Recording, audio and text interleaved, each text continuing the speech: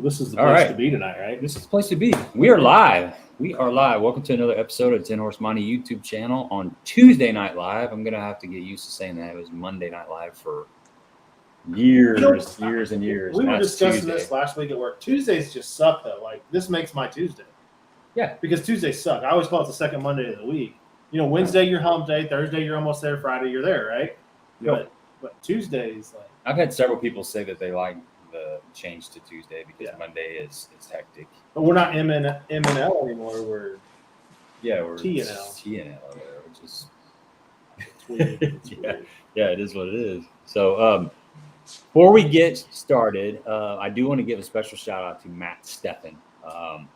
He qualified for the BPT, qualified for the Red Crest, and also won the final tournament of the year up in La Crosse. And Matt's a super great guy. He's been on the live stream a couple times. I got to hang out with him at Ozarks for a while, and super good guy. One of the fan favorites of the stream. So congratulations, Matt.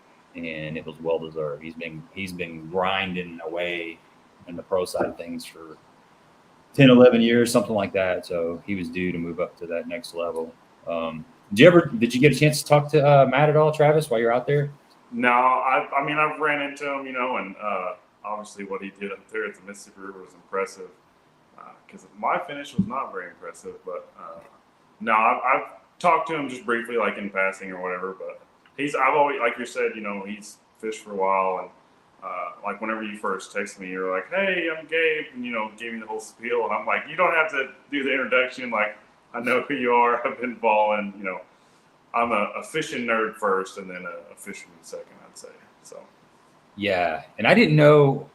I guess I knew that you knew Drew Sagely because I fished with Drew at a Truman. Yeah. And, using the bait fuel, you caught the big, like catfish and maybe a turtle or some kind of crazy day. It was actually funny. So me, him, and another one of our buddies who fish a co-angler side. We were all talking, and your buddy Mike drew out with my buddy Will, his dad, at Table Rock in one of the tournaments. And so before the June BFL, we were joking. We're like, all right, like Sagely, it's either me or you. Like one of us is drawing 10 horse money. Like who's it going to be? And lo and behold, you drew out with him. So are you serious? Yeah. We joked about it, and then sure enough, that's funny, man. Yeah, we had fun, dude. That was a fun. We still give him a hard time for all the mumbling because you had to put the captions in there whenever he would talk. So yeah, that's one of the hardest things about doing the co-angler deal is trying to capture some of the other commentary, And I try to, when I'm doing those, I try to include the boater just as much as me, as much as possible, because it is. That's how the day is, Everybody, the two people in the boat, they make the day and they make the video what it is. So I mean, sometimes the boater's just up there whacking them, and I'm just netting fish all day. And then sometimes it's kind of even. Which obviously, I like the days when it's more even. Yeah. Well, so we learned that years ago fishing BFLs, didn't we? When like boaters knew who the co-anglers were. We're waiting for our draw that night before, and it's like, Who do we got? Big bucks, no whammies. Yes. Or the other guy's like, so we roomed together a lot. So there was a couple of them that we got. I remember I drew out somebody that you had, Arby, a couple years prior, and he's like, no kidding. He goes, you're doing really well in points, aren't you? I'm like, I've never talked to this guy in my life, and he knew exactly who I was. So It's crazy how you guys follow along with the co-angler side as well. When it's like you get the text message and you're like, oh, Gabe Montgomery, I got to go look at his profile. Like I'm headed straight to the MLF website. Like, Look at him. He's in first place. And it does, like, I've drawn out with some guys. I'm like, dang, this guy's in first place in the points. Like, I'm not really on fish that good. So a good story, Sean Clark last year in the BFL Super Tournament, Lake the Ozarks, he was like bubble boy, like 45th to get into the regional, and it was on his home lake on Grand. And so I drew out him, and I'm like, shoot, it's fishing tough right now, like the Ozarks. Like, I got to get this guy some fish. And fortunately, he ended up catching some and making the regional. But it's funny how like the draw kind of plays into, in some aspects, plays into like, and you get to guys that you're like, oh man, I've heard the horror stories about this going. We're like, this ain't gonna be good. Or you get, a guy like yourself, like, oh dude, like as soon as we saw that you were with Drew, we're like, oh heck yeah. We were like, man, you better catch them or you better put them on some fish because like, good, bad or ugly, like there's gonna be a YouTube about this. So yeah, that's how the guy I fished the last BFL in Kentucky Lake with. It's been several months ago. Scott Rice, he's from Southern Illinois. Mm-hmm. He was super nervous because I was in the boat and he wanted to make sure that he didn't do anything stupid. He didn't throw a rod in the boat, break something, trip, fall down because he knew it would be on camera. And it was hilarious. He was really was really nervous until he settled down. But we ended up having a good day. I tell you what, though, Travis, from the co-angler perspective, the worst draw to get is the guy that's like, I'm on 20 pounds. Like, we're going to go out, we're both going to catch 20 by 10 o'clock. It's like, God, I got that one of those guys. Yeah. Are you showing you a bunch of pictures from all the fish that he's sore lipped the last couple of days? Mm-hmm. You're like, if you're catching them that good in practice, like there's probably not going to be very many left for us tomorrow. Yeah. So the best one is like, I'm not really on anything. We're just going to go fishing. Yeah, it's fun. And then there's days where you draw a stick and you're excited, but it also depends on that person's fishing style. Like Drew Boggs. Drew Boggs. Yeah. He's a vacuum cleaner flipper guy, and you're not going to get anything behind him. So you're going to learn. I mean, you're going to learn a little bit, but if you put a keeper or two in the boat behind somebody that's a really good flipper, you're doing good. Yeah, you're not going to get a lot of shots. Well, to that, I mean, and you're not getting even you try to flip behind a guy that's doing that. That's like the worst thing you could do. But if you're behind a flipper like that, that's pretty much all you're going to get is because he's going from spot. That day we went spot to spot to spot, and if we flipped the spot, we were going to the next one on 100. Like it was there. So you weren't dragging a Carolina rig. You may have been throwing a spinnerbait or a squarebill around, but we were flipping. And you learned a lot. But he got to one little brush pile, and we had another buddy that fished with him too. We talked about the same run. He made the same milk run for both of us on 2 different tournaments. But he made this little milk run, and there was a crappie bed. That's what we were flipping all day. And he's like, I'll let you have this one up here. He did the same thing to our other buddy. There wasn't a fish one in that crappie pond. He knew it. He just was being nice. I'm gonna let you hit this one today. When I fished with him, he had like fallen and broken his knee, and he was like full length cast from his hip to his foot, like walking boot. Like 3 days prior, and he was still out there fishing. Dang, that's committed. Yeah, one of my buddies, we fished the Opens and traveled one year, and I fished as a boater, and he fished as a co-angler, and he drew out the Greg Hackney, and he was like, dang, like on one hand, I'm so excited because I get to go. It is on Pickwick and like in the springtime, so Hackney's going to be flipping. Yeah, he's like, on one hand, I'm really excited because I'm going to learn like a ton, On the other hand, my tournament's pretty much over. Like, I'm not going to be in contention to like compete because the guy's an animal at what he does. And, but after he came back, dude, I mean, like so happy. He was like, dude, I learned so much today. Like, it was incredible. Like how he does this. And like, he was saying like they were flipping like way back in the reeds and like Hackney would get a bite and be like, oh, that's a post spawn fish. I could tell how that fish bit, or like, oh, that one's on the bed back there. And he was like, dude, it was unreal. He's like, it's just like a master class all day long. But yeah, those are the guys, and trying to compete in tournaments you don't want to draw with, but like, he obviously learned a tremendous amount that day to like carry on to future tournaments. So I'd pay money for that day too. Yeah. He was like, oh, this $500 extra fee, like I'd do it again. Yep. In a heartbeat. I mean, you draw out a guy like that, especially in their element. Right. You draw out Hackney. Now, granted, he just had a good finish at Champlain, but you draw Hackney on a smallmouth factory, you're like, but you draw Hackney like Louisiana, down south in the spring, and then he's flipping. There's almost no amount of money that the knowledge you're going to gain if you're a fisherman from that day. Yeah, no doubt about it. Speaking of tournaments, I think Darius, he's fishing a night derby down there in Kentucky right now. Yeah. Good luck. He said he's listening on the boat. So no, he's just out there fun fishing, I think. Yeah.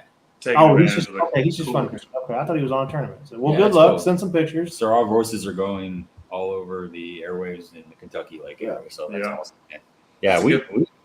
Sound travels over water, so there may be a bunch of people listening. there might be. They're like, who are these? They're getting ready to get some good information. Well, you posed the question: are you ready for fall? Heck yeah, I'm ready for fall. Although the last 2 days have been fairly decent, not too intolerable. Well, I think it's in perspective though, right? Because we just came off of a week of mid or low 100 heat indexes. We decided to go to the zoo on Saturday. Oh God, you get to smell all that crap Yeah. and Oh yeah, heat. oh yeah. It was fun. It was fun. There's nothing like We just came back from Wisconsin, so I don't know what you guys are thinking, but the last 2 days have been miserable down here for me. Oh, I bet. Holy cow. Yeah. I could go back to the 55-degree mornings and like 80-degree afternoons. That was not too bad. I agree. So, Nice. lacrosse. I know you didn't have the finish that you wanted, but I've never been up there. How does that place set up? And then had you been there before? And how did your practice go? And then the tournament, that kind of stuff. What'd you come up with in practice? Yeah, so I'd never been there before.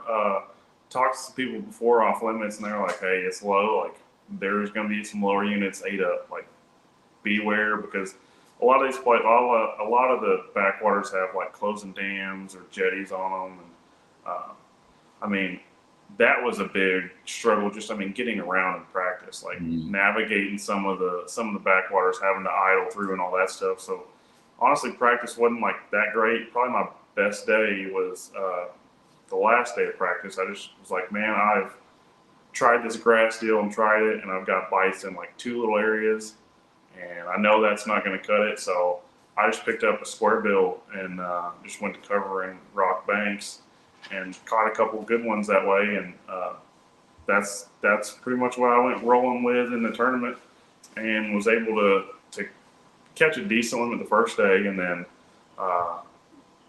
I honestly don't even really know what happened the second day.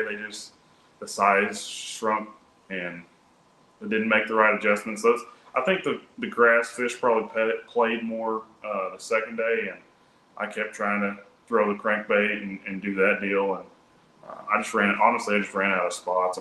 Only had 3 days to practice there, and that's you look at it and you're like, man, it's just 3 pulls on the river, but that place is like 90% fishable water. There's so many places a bass can hide, and we were up there, like I said, with the water being low, there wasn't as much flow, so the current wasn't what it normally is, and so I think it just spread a lot of those fish out in some of those bigger flats and stuff, and it stinks because the last day we just went driving around. My parents came up, and we're just driving around, and they've got these cool overlooks, looking, and sure enough, we pull up one of those overlooks, and I'm like, oh, I was just fishing this little cut over here. And you look on the map, and you look up, and there's one of the local guys comes running around the corner and pulls in this one spot that I just drove, straight past. So taught me a lot because you can be like 100, 150 yards off in the grass, and it feels like you're miles away from them.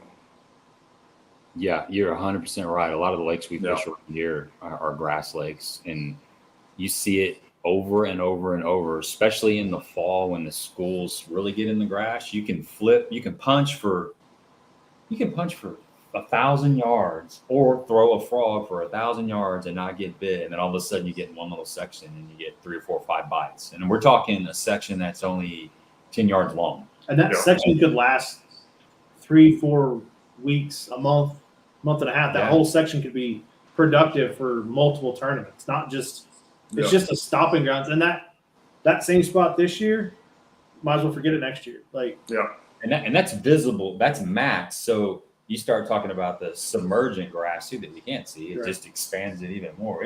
Grass is tricky. Grass is very time consuming.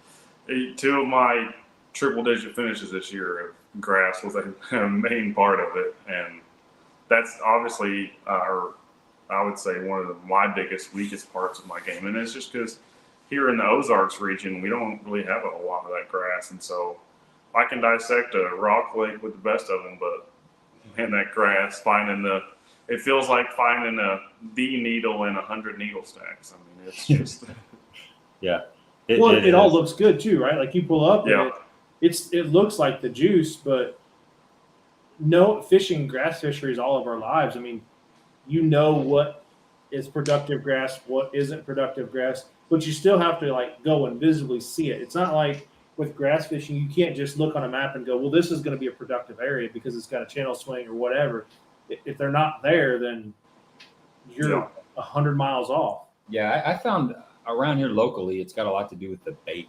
You got to really our bait fish, the shad, they'll spend a lot of time in the grass, and they'll be in certain areas of the grass, and that seems to be a key. If you find some active, mats that have a lot of bait, not just bluegill obviously different too, but shad, and that's around here. That's how we find the more productive grass mats, because there'll be long stretches where the bait's not using it, and sometimes the bait's not even in the grass. It can be out kind of roaming around, but if you can find a little stretch of grass that's got some bait in it, you can get really good. Well, we're not far away from that here. No, it's getting closer. In perspective. It actually happens a lot earlier than people think, like late August, early September. Yeah. It's when that's when the fall bite kind of starts really just slowly starts trickling in. But then it lasts a lot longer. On the same other end of the spectrum, it lasts a lot longer. Some of those key bites last a lot longer than folks expect too.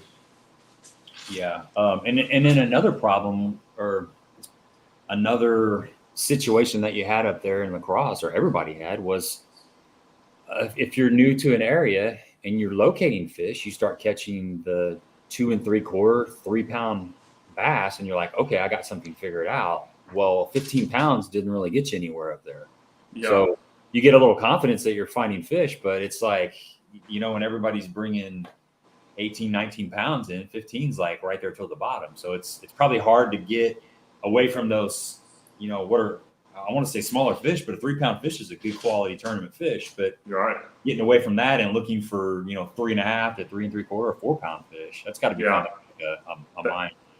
That's another thing that I learned this year. All these 149 other anglers out there, you can't trust them as far as you can throw them. I mean, they tell you, oh, it's fishing tough, 10 pounds will get a check, and then they go out and freaking catch them, and maybe, everybody's just downplaying, but it was, even the cut weight up there at La Crosse, it was like 12 something the first day, and I think 24-13 or something.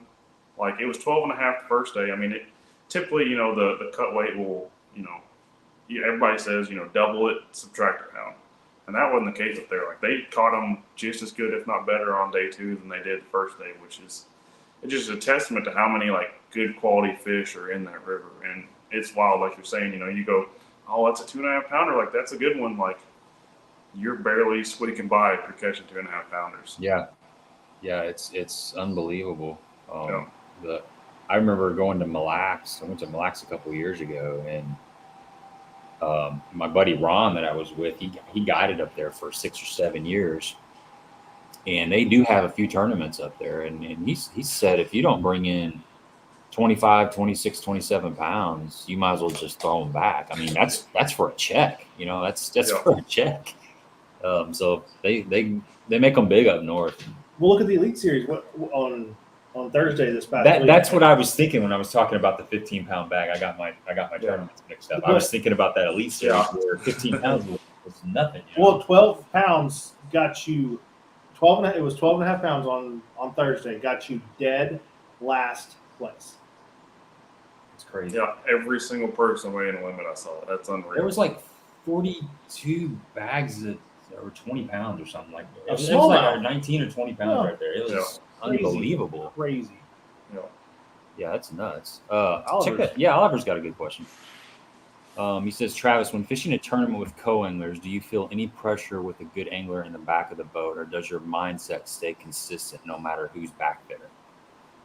I would like to say that, you don't change the way you're fishing or whatever. Optimally, you wouldn't change how you fish regardless of who's in the back of your boat. But there are definitely times whenever, you've got somebody in the back of the boat that you're worried about. Yeah, so Josh here, he's been in the boat a couple times. He's caught him behind me. But yeah, absolutely. I mean, if you've got a guy, a good guy behind you, and like you said, you are flipping, or your primary bait may be a spinnerbait or squarebill or whatever, and the guy in the back of the boat is picking everything apart with a jig or a worm or creature bait, something like. You will tend to like fish a little differently because you're like, man, that's a good looking lay down. Just because I didn't catch one on my spinnerbait, like I better slow down and make for sure that I don't catch one, because if I don't flip it, the guy in the back of the boat, he's gonna flip it and he's gonna catch one. But at the same time, like, if a guy in the back of the boat does catch a fish behind you, like I try to look at it like, well, that's great, because now the next boater who comes through can't catch that fish because my co-angler caught it, and my co-angler's not competing against me. So, I mean, there's obviously, a bunch of different ways to look at it. But yeah, there are times that it does affect you. You hope that it doesn't affect you, though. I think you can learn a lot from another angler in the boat, co-angler, boater, either way, from spending a lot of time in the back of a boat in the BFLs. I mean, there was multiple tournaments where they were doing one thing and I was doing something just same. We were fishing the same style, but just maybe different color, maybe different size, and it was working for me. Now, it sucked for me most of the time because that guy would pick that up, and now he's got first shot everything. But then you flip flop and you do something a little bit different. And you start putting fish in the boat, and now you figured out something together, and you gave that guy a little bit, and you just hope in return he's going to give you a little bit before the day's over.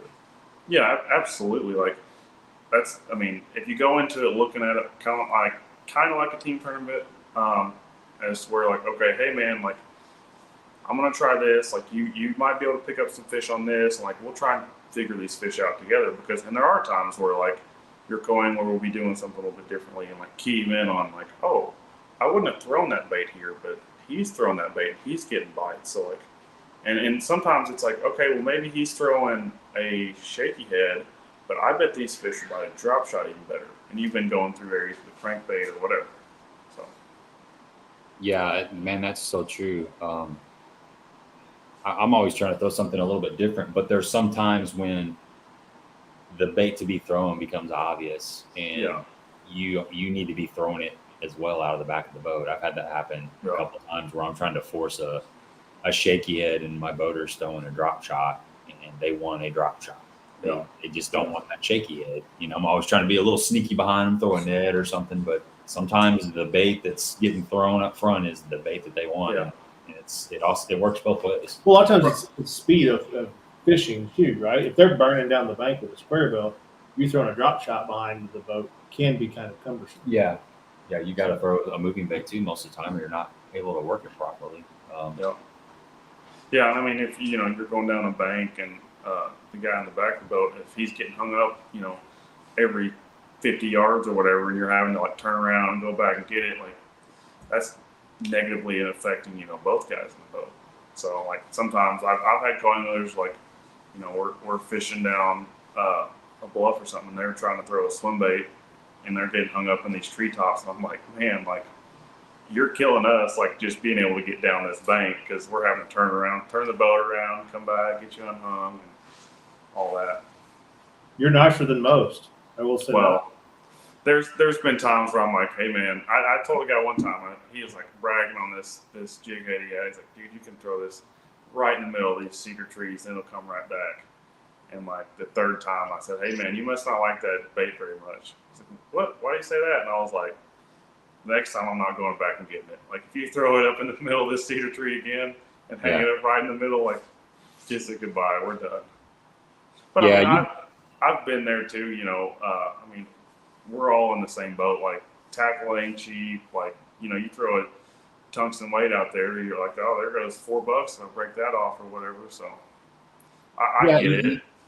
You gotta, especially if a guy's throwing out of the back of the boat and you're getting hung up and you're having to really go back. I mean, I'm always trying to throw forward as much as possible, especially if we're moving. I mean, I'm not throwing over the guy's shoulder, but I'm throwing forward. So it makes sense. If I get hung up, it's probably going to be right when we're, right next to it. So easily accessible. Yeah, easily accessible. So that just common comes from courtesy. experience of being in the boat with somebody. Right, and there's some people, I've had younger kids who don't know a whole lot or whatever, and each situation's different. There's no set rule like, okay, if your co-angler does this, you got to do this or whatever. I mean, we're all fishermen at the end of the day, trying to catch fish just the same, and I'd say that at times I would definitely say the co-angler's got a tougher task of catching fish than the boater does, because boater gets first dibs on it and the co-angler just having to play cleanup on whatever's left to him. Yeah, I would agree with that. Have you had most of your co-anglers been pretty cool? I mean, over the years? Yeah, a lot of them. I mean, a lot of them I've still stayed in contact with. Message them and they'll be like, "Hey man, great job," or I'll see that they did good in the tournament and reach out to them. I mean, obviously you've got some of your horror stories, just like you guys, I'm sure, have got your horror story boaters. Yeah. But yeah, 9 out of 10 of them are great guys, and a lot of times cutting up in the boat, having a good time, because it's really does you no good to be a stick in the mud because you're about to spend 8 to 10 hours in the boat with a random guy. I mean, it's only as fun as you make it. You can make it a terrible day if you've got a bad attitude and all that.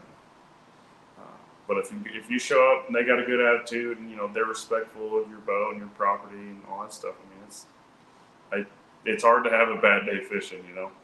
Yeah, that's the same story I have. Well, I've had several people reach out to me over the years that are thinking about getting into fishing a BFL out of the back of the boat, and that's been one of their concerns. Is they're always concerned about the boater. What if I get a boater that is difficult to fish behind, or we just don't jive together?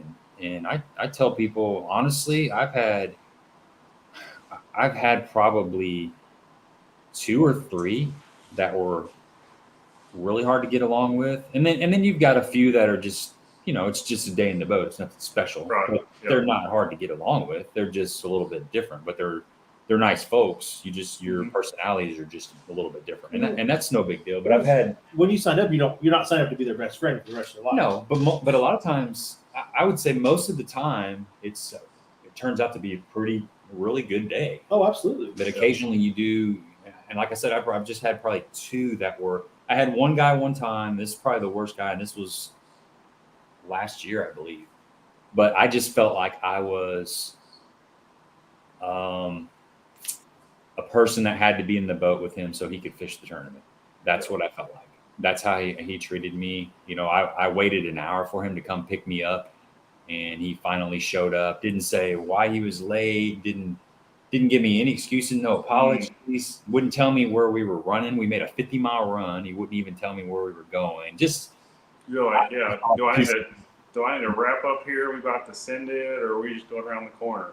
Yeah, just basic general questions he would snub me on, and that was a tough day. That was, and those days are actually good for you. In the moment, they're hard, but they teach you a lot of self-discipline. They teach you how to rebel and how to get through those situations. Because all day long you're like, you're like, this sucks. I don't want to be here. I don't want to be here right now. We're not catching anything. I mean, he caught one keeper for like 1.14 pounds, and he caught a bunch the day before. And, he's front-ended me, the whole 9 yards. Everything that you don't want to happen. It's amazing the guys the horror stories that you hear about bad boaters, bad co-anglers. It's usually from the co-angler perspective, it's always the guy that's not on anything who is the biggest jerk, right? Exactly. I was going to say that at the same point. Yeah. He doesn't have a fish. He's not doesn't have anywhere to go. We're going to run 85 miles down the lake to catch one little keeper when we passed 3 million of them on the way down. And if somebody's not on something, I mean, so I understand that 100%. You know, if I could go out and be on something all the time, you know, you wouldn't be fishing on that boat. No, I'd be fishing the invitationals or something. Right. I'd stepping on up. So I can't complain. You know, at first I used to go out with expectations like we're going to catch fish because you know, this is a bigger tournament, and it doesn't matter the level of tournament for the most part.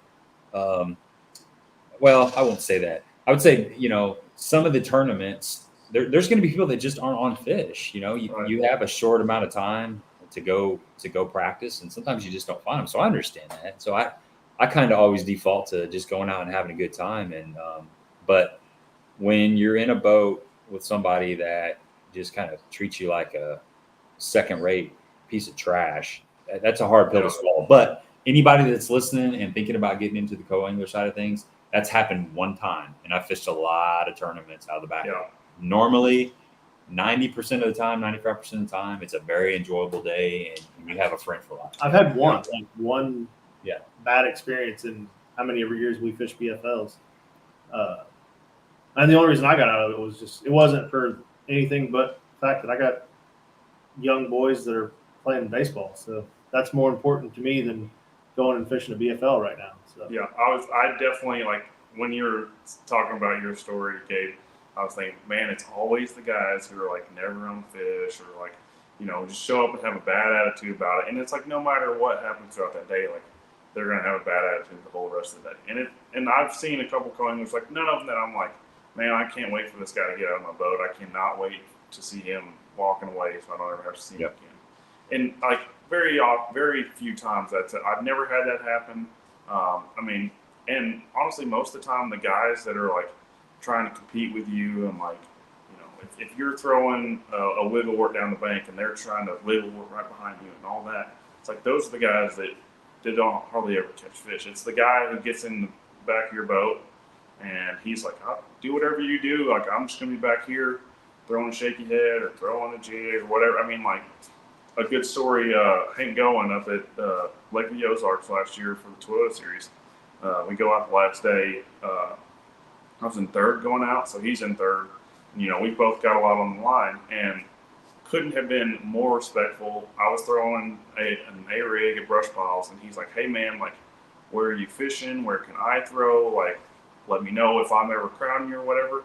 And he ended up just taking a jerk bait and fishing every single dock we went by. And I don't remember if he just had the one or two, but like he came just short of winning the tournament. But it's like guys like that who he's like, hey, I don't even know that he picked up an A-rig, you know, because he's like, look, this guy on the front boat, he's covering everything with an A-rig and scoping them all. Like, I'm not going to compete with that. And it's the guys who, you know, get in your boat, and like he was just as happy when I would catch a fish, and he caught a big one. I mean, right out of the box, like first thing in the morning on a jerkbait, and I was happy. I'm like, hey, dude, like, look, the next guy who's coming down here, he might be fishing against me, and he can't catch that fish because he's in your live well now. So, yeah, exactly. Well, at the end of the day, you can't be mad at him because you weren't even fishing for that fish, right? Oh, right, yeah. That's why I was like, dude, he was like, and he even apologized. I'm like, what are you apologizing for? You know, I guess shows how good of a guy he was. But I was like, dude, I wasn't even throwing by those boat docks. Like, I'm fishing this brush pile out here in 20 feet. Like, yeah, he didn't throw 30 feet in front of you just to get to that spot. He was throwing out the other side of the boat, essentially. Matter of fact, he was like 100 yards. And I'm not, you know, a lot of people exaggerate on casting distance, whatever. But we had left one boat dock and we'd like skipped over two to go to the next brush pile. And he had thrown his jerkbait out and was just stripping out line. And he's like, I got one. And I'm like, well, how big is it? He's like, I don't know. And I kid you not, this fish like comes up 100 yards, it seems like, behind the boat. So, yeah, he was as far, that bait was as far away from the boat as it possibly could have been. I think he may have let line out till he got to the knot in his spool or something, just started working it and caught that. He was long lining the old jerk bait. So co-angler trick. I'll talk about that. Yeah. That's good. Yeah, you're living Missouri Outdoors. He says he hates when a co-angler casts 20 feet in front of the boat from the back deck, respect each other. That's so true, is respect. Just absolutely. In that same tournament, I had a co-angler. I caught a big bag at like 21 pounds, and I'm like, dude, I'm done fishing for my fish. I'm like, what do you want to do for the last 3 hours a day? Like, you tell me where to go, do whatever, like, it's all yours. And he's like, well, man, like, if you don't care, like, you know, you're catching pretty good on this A-rig. I was like, that's fine. We'll go to some of these brush piles that I think there's just keepers in. Like, let's just try and get you 5, you know. And I would literally throw my jig out there.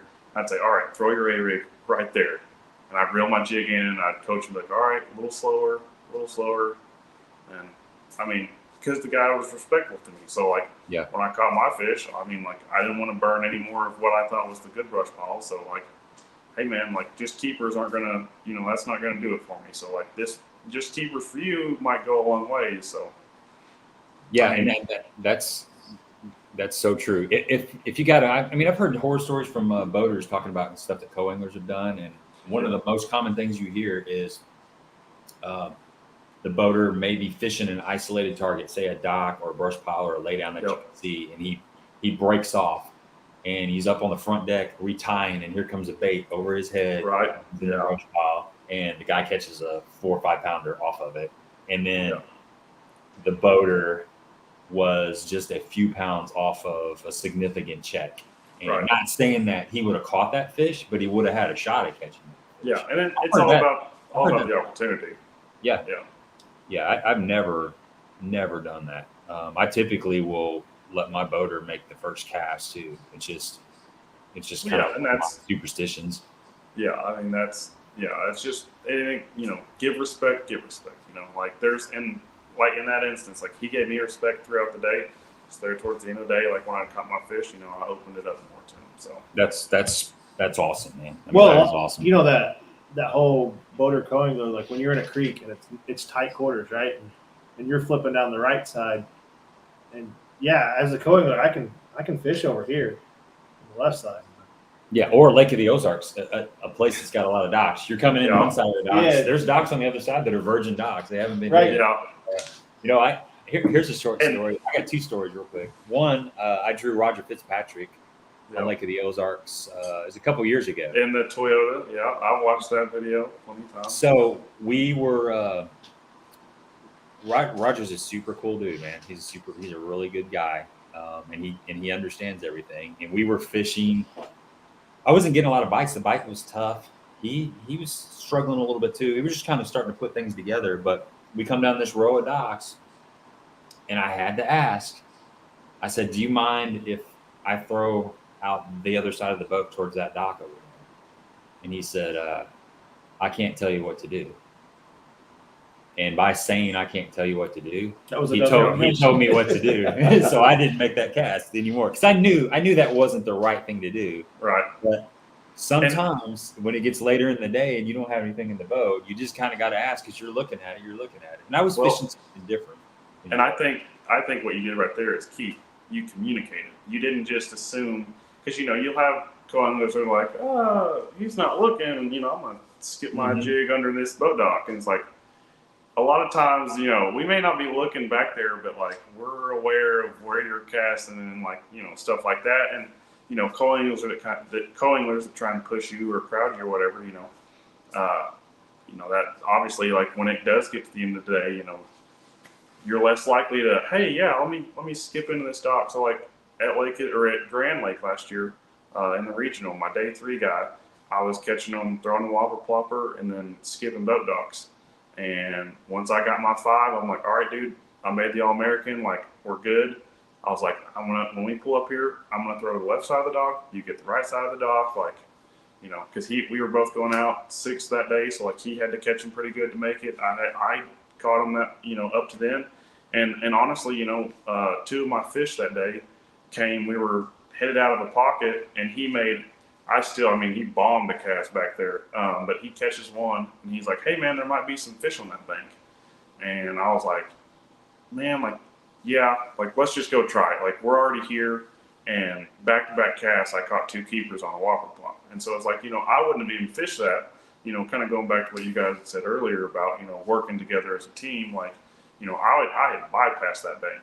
And, you know, from him catching that fish, I was like, all right, maybe you ought to turn around and go back there and hit that.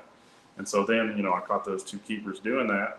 And then when I get my limit, I'm like, all right, you help me catch some fish, like I'm gonna help you catch some fish, So yeah, that's key, man. You got to work together. And back to kind of what we were talking about with the docks and doing the right thing, communicating with your boater or your co-angler. Well, most of the time your boater, that boater has the option to crowd you out too. If you're being butthead in the back and you're making those casts that you don't need to, he can play a little defense. Right.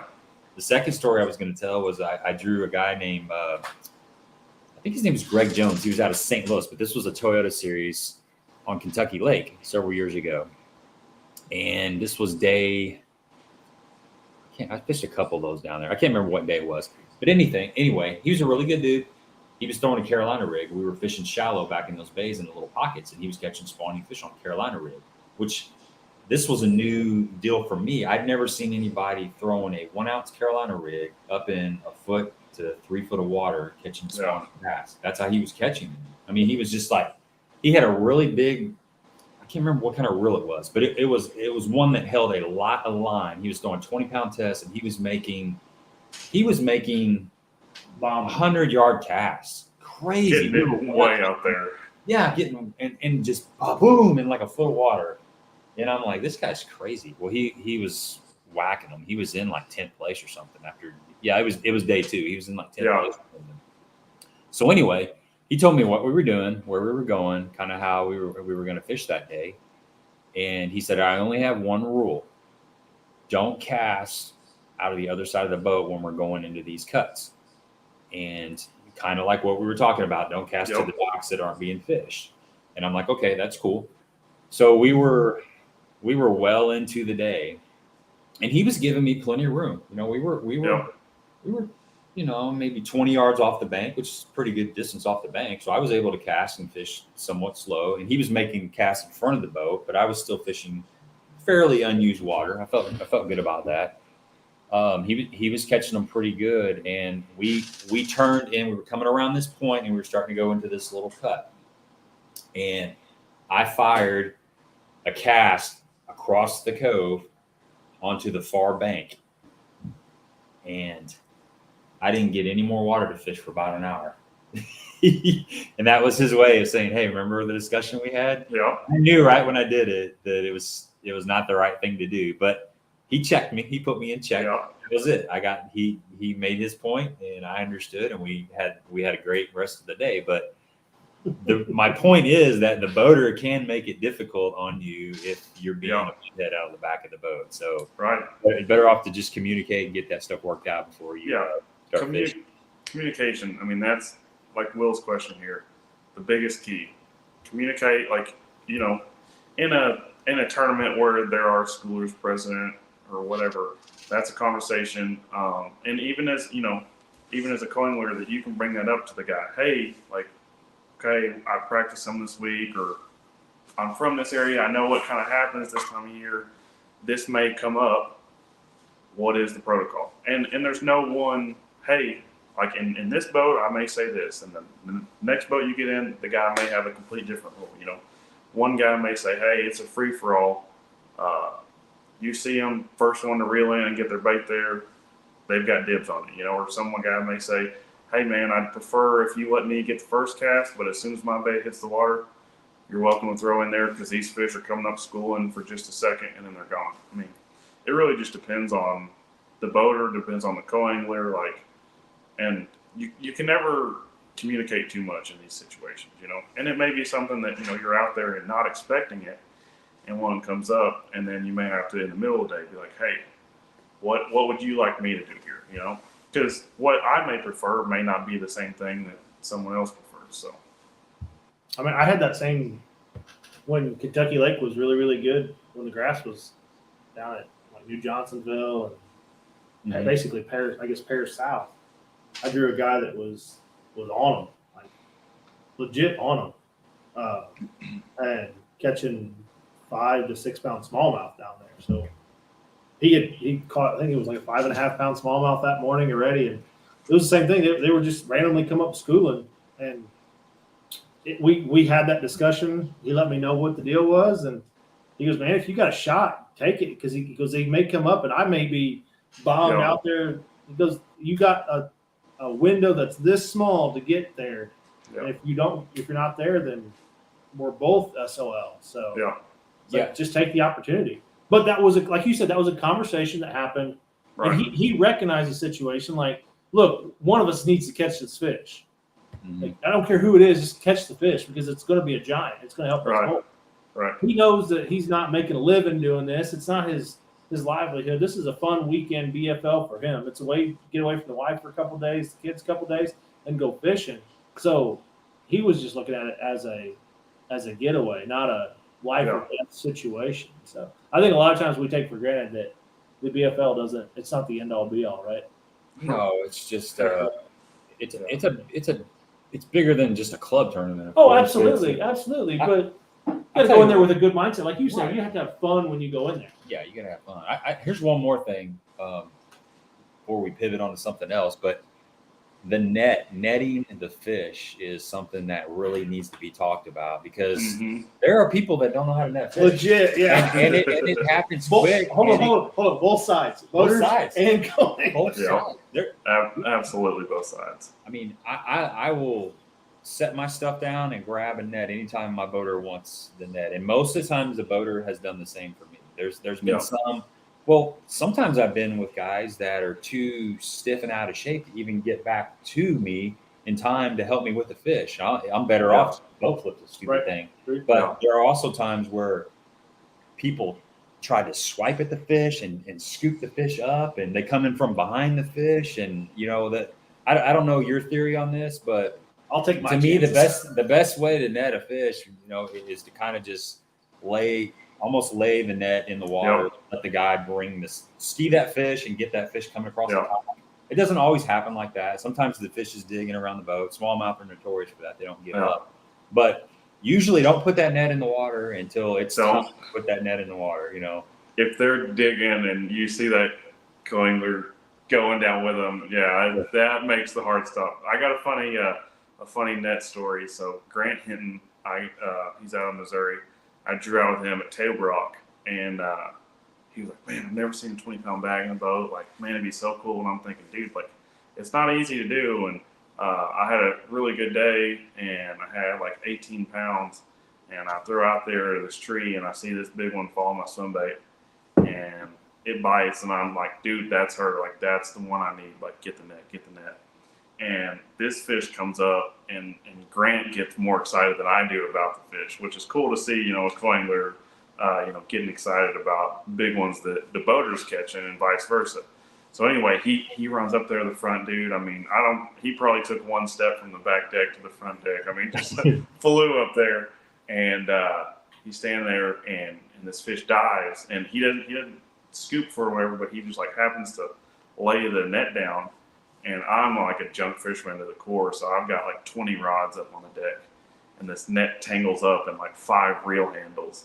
And he's like, oh my God, I'm freaking out. I'm like, calm down, take it easy. And I'm like fighting this fish, and we're both trying to like get it off reel handles and stuff. And finally it comes up and we get it in net. But, that's one of those where, as a co-angler or as a boater, you're like, oh my gosh, like, please don't do this right now. Please don't do this right now. I've got a 5-pounder out here. It's on 8-pound line. Like, no, this is not how it's supposed to happen. But I mean, cooler heads prevail. You just slow. I kept telling him, like, slow down, easy, don't get in a rush. Like, so I've had that happen where you're in the back of the boat and your boater catches a fish, and it's close range, and you got to get up there front with the net, and you grab the net and you're coming up, and a couple of his rod tips go right into the net, and you're kind of stuck there. And it's you almost have to have a total out of body experience. Like, you got to focus only on those rod tips and not what's going on here. No, you got to just stop and focus solely on that little picture that's right there in front of your head. Get that figured out, and then move to the next step. It's amazing. Like, that was one thing that I was always super cognitive of when I was a co-angler, was making sure where the net was at. Like, at all times, the net is going to be somewhere where it's not going to be tangled up. It's going to be easily not under your tackle bag. Exactly.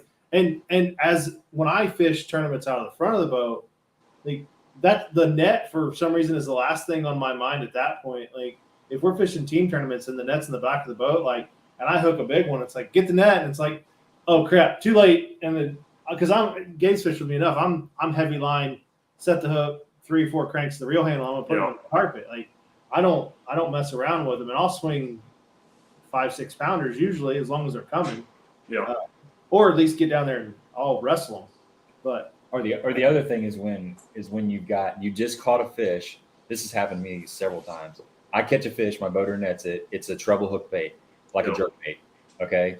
You got gloves on, your jerk bait is in the net. Jerk bait always goes in the net. I don't care if you got a rubber mesh net. It's still stuck. Somehow it finds the hook point's going to the net. It seems like the fish get in the net, the fish somehow unhooks itself and then hooks the jerk bait and a mess. It happens every time. It gets like hooked on the side and then you're trying to grab it. Yeah. So your boater nets the fish, sets the net down. He's up there casting, and I'm like, okay, I've got to get this jerkbait out of the net before he hooks the fish because I can feel it happening. And it's happened a couple times where your bait is still in the net, and the guy in the other end of the boat needs the net. So then it's like just pop the line and come up there with the net. Jerkbait in the net. Yep, yeah, I've done that. Like you got to do snip something. the line to get up there. Yeah, you just got to. I mean, whatever it takes to get the fish in the net. I tell you what, after being a co-angler for how many every years, you learn what nets you want, what nets you don't want. Like when I went, I never had a net in my boat for probably 3 or 4 years. Being a co-angler, I determined like, I don't want that net or that net or that net because that one, when you scoop that fish, like the Ego? The one that's, you guys know what the one I'm talking about, the one that extends out to red and black? Has it got a push button on it? Yeah, it's got the push button. Yeah, and the net is like super heavy duty rubber. You can't move it. But when you get it in the water, you scoop up like 30 pounds of water with it. That's the net that Drew Sagely's got. And touch it, but when you pick it up, it's all water. So I had a guy had like a 12-foot handle on the net. It's like you can't even, once it gets out there, you can't even hold it up. I don't even know what I'm going to do with it. I mean, it's just, I'm going to like grab it and then just kind of pull it in, like hand line it all the way in. Knock him off the back while you're getting his fish. I feel like I'm doing like not hurdles, but pole vaulting or something with it. Yeah. Okay. Let's make an announcement here real quick. Man, this is cool. We just this has been organic. We started talking an hour already. Yeah, nice. So we are going to be doing 2 giveaways tonight. The regulars on here know how the giveaways work, but we're going to do something a little bit different for the second giveaway. The first giveaway is going to be $25 gift card from Baitworks, and we're going to do what we call the Sasquatch giveaway. So coming up here shortly in the stream, I'll make a reference, or somebody will make a reference to Sasquatch, and when you hear that magic word, guess a number between 1 and 200. Travis has given us a number. I wrote it down over here, and whoever guesses that number is going to get a $25 virtual gift card from Baitworks. The second giveaway is going to be for $75 credit on jewelbaitcompany.com. So you go to the Jewel Bait Company website and you can get a Virtus rod, which I highly recommend. $75 would be a good down payment on a really sweet rod. They've got some, like the new HD jig that they came out with. $75 would go a long way. So that's going to be a little bit later, and we're going to do a trivia question on that. We can't tell you the trivia question right now, but that's coming up soon. So we got 2 really good giveaways coming up. Spread the word, share it on social media, get some more people in here, and we're gonna start diving into bull shows. Dale Coven, look at Dale. I said guess a number between 1 and 200, and he guesses 7, 6, 8, 8. That's it. Dang, nailed no it. Disrespect, but that's that Arkansas math, right? Hey. With all due respect, Arkansas. Senator. No, he's not. He's a Minnesota guy. Yeah. Or Wisconsin. Yeah, exactly. Yeah. Okay, never mind. Yeah, I should have never said unless the Arkansas has just bled into it. Sorry, that was another one. Gosh, dang. No. Oh, man.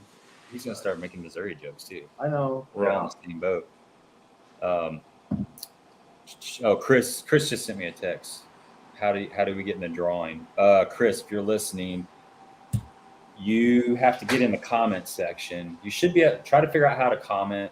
If you subscribe to the channel, the 10 Horse Money YouTube channel, you should be able to get on the live stream and comment in the comment section. And by the way, your wife makes some killer zucchini bread. He's on my mail route. Oh, And okay. She came out to the mailbox the other day, and she gave me a little care package with some zucchini bread and some salsa. And the zucchini bread, my kids ate it up. I had to hide like the last little slice of it, and then the salsa, we broke it out last night, and it's killer. So shout out to Linda for making some killer stuff. So let's dive into. I was curious about the sea maps. You've had some experience like mapping lakes and stuff, or talk a little bit about Lowrance sea maps and your experience working with them, or how you're affiliated with them. Yeah. So it actually started in college. They had like a Insight Genesis program, and anyone in college eligible. I mean, all you had to have was a Lowrance unit on your boat and an SD card, and you go out and you record the sonar and upload it to their database. And so it was a competition. It was a monthly and an overall competition. So each month there was one college kid who got a 12-inch HDS, a 9-inch HDS, and a 7-inch. And so they were giving out 12 of those, 12 of each size per year. And then the yearly winner got an additional 12-inch, or maybe like a trip to the classic. I don't remember which one it was. But one year I did well in that. I won a month, won the year, and helped them at Grand Lake for the upcoming classic. That was the one that Edwin won. And so the guy who actually ran that program started the CMAP survey crew as like a full-time job.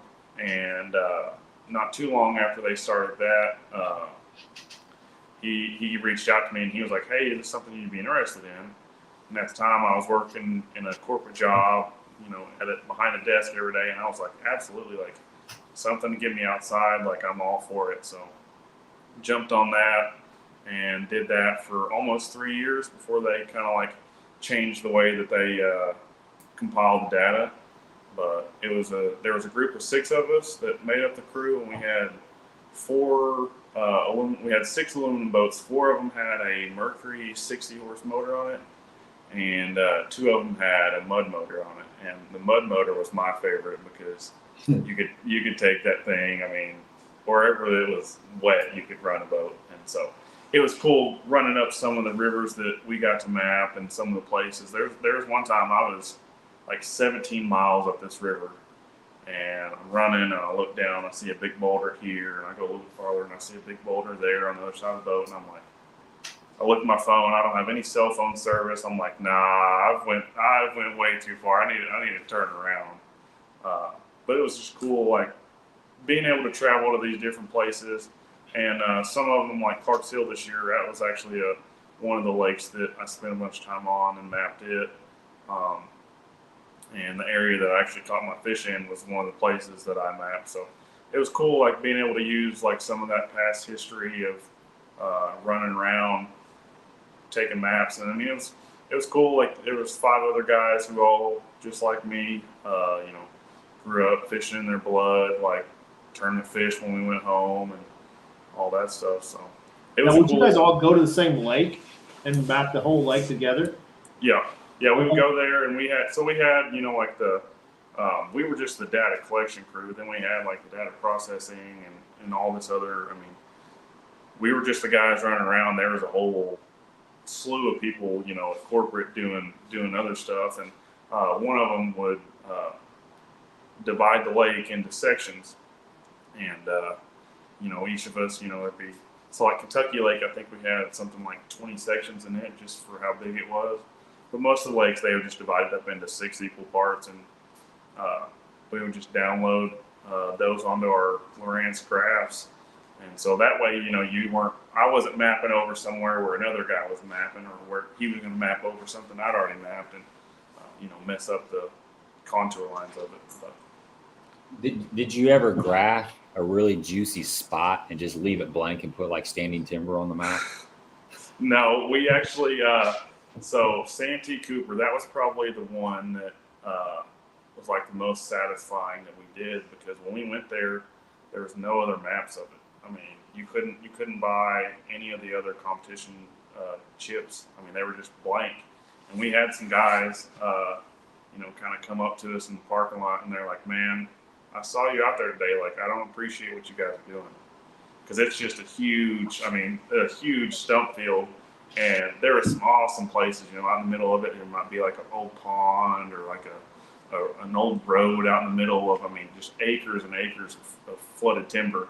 And, you know, without someone knowing like the history of the lake before it flooded, or, you know, having stumbled upon it, or, you know, whatever, they wouldn't know it's out there. And so that one, when we got done with it, it was like, all right, like we've unearthed some like juicy spots. Yeah.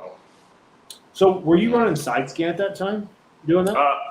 No, that was just it would take the GPS point and the sonar, and that was all. It was just SLG would be the file format that it was in. You know. So some of those places, you know, you'd have to make pretty tight passes, you know, maybe a couple feet over, in order to get the detail that was required of having, you know, one. How long would it take your crew to finish a lake?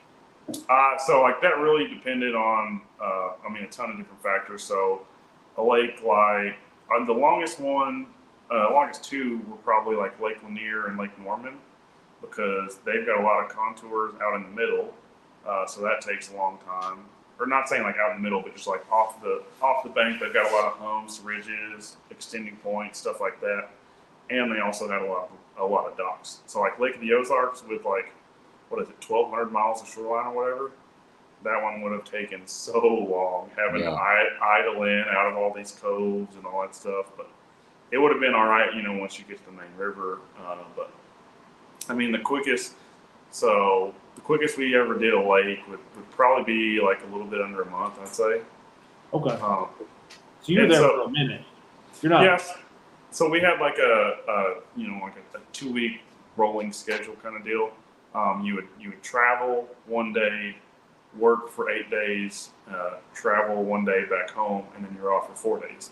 So it ended up being that, you know, just like any other schedule, you'd work 5 days, have 2 days off, you know, like that. You'd end up working 10 out of the 14 days.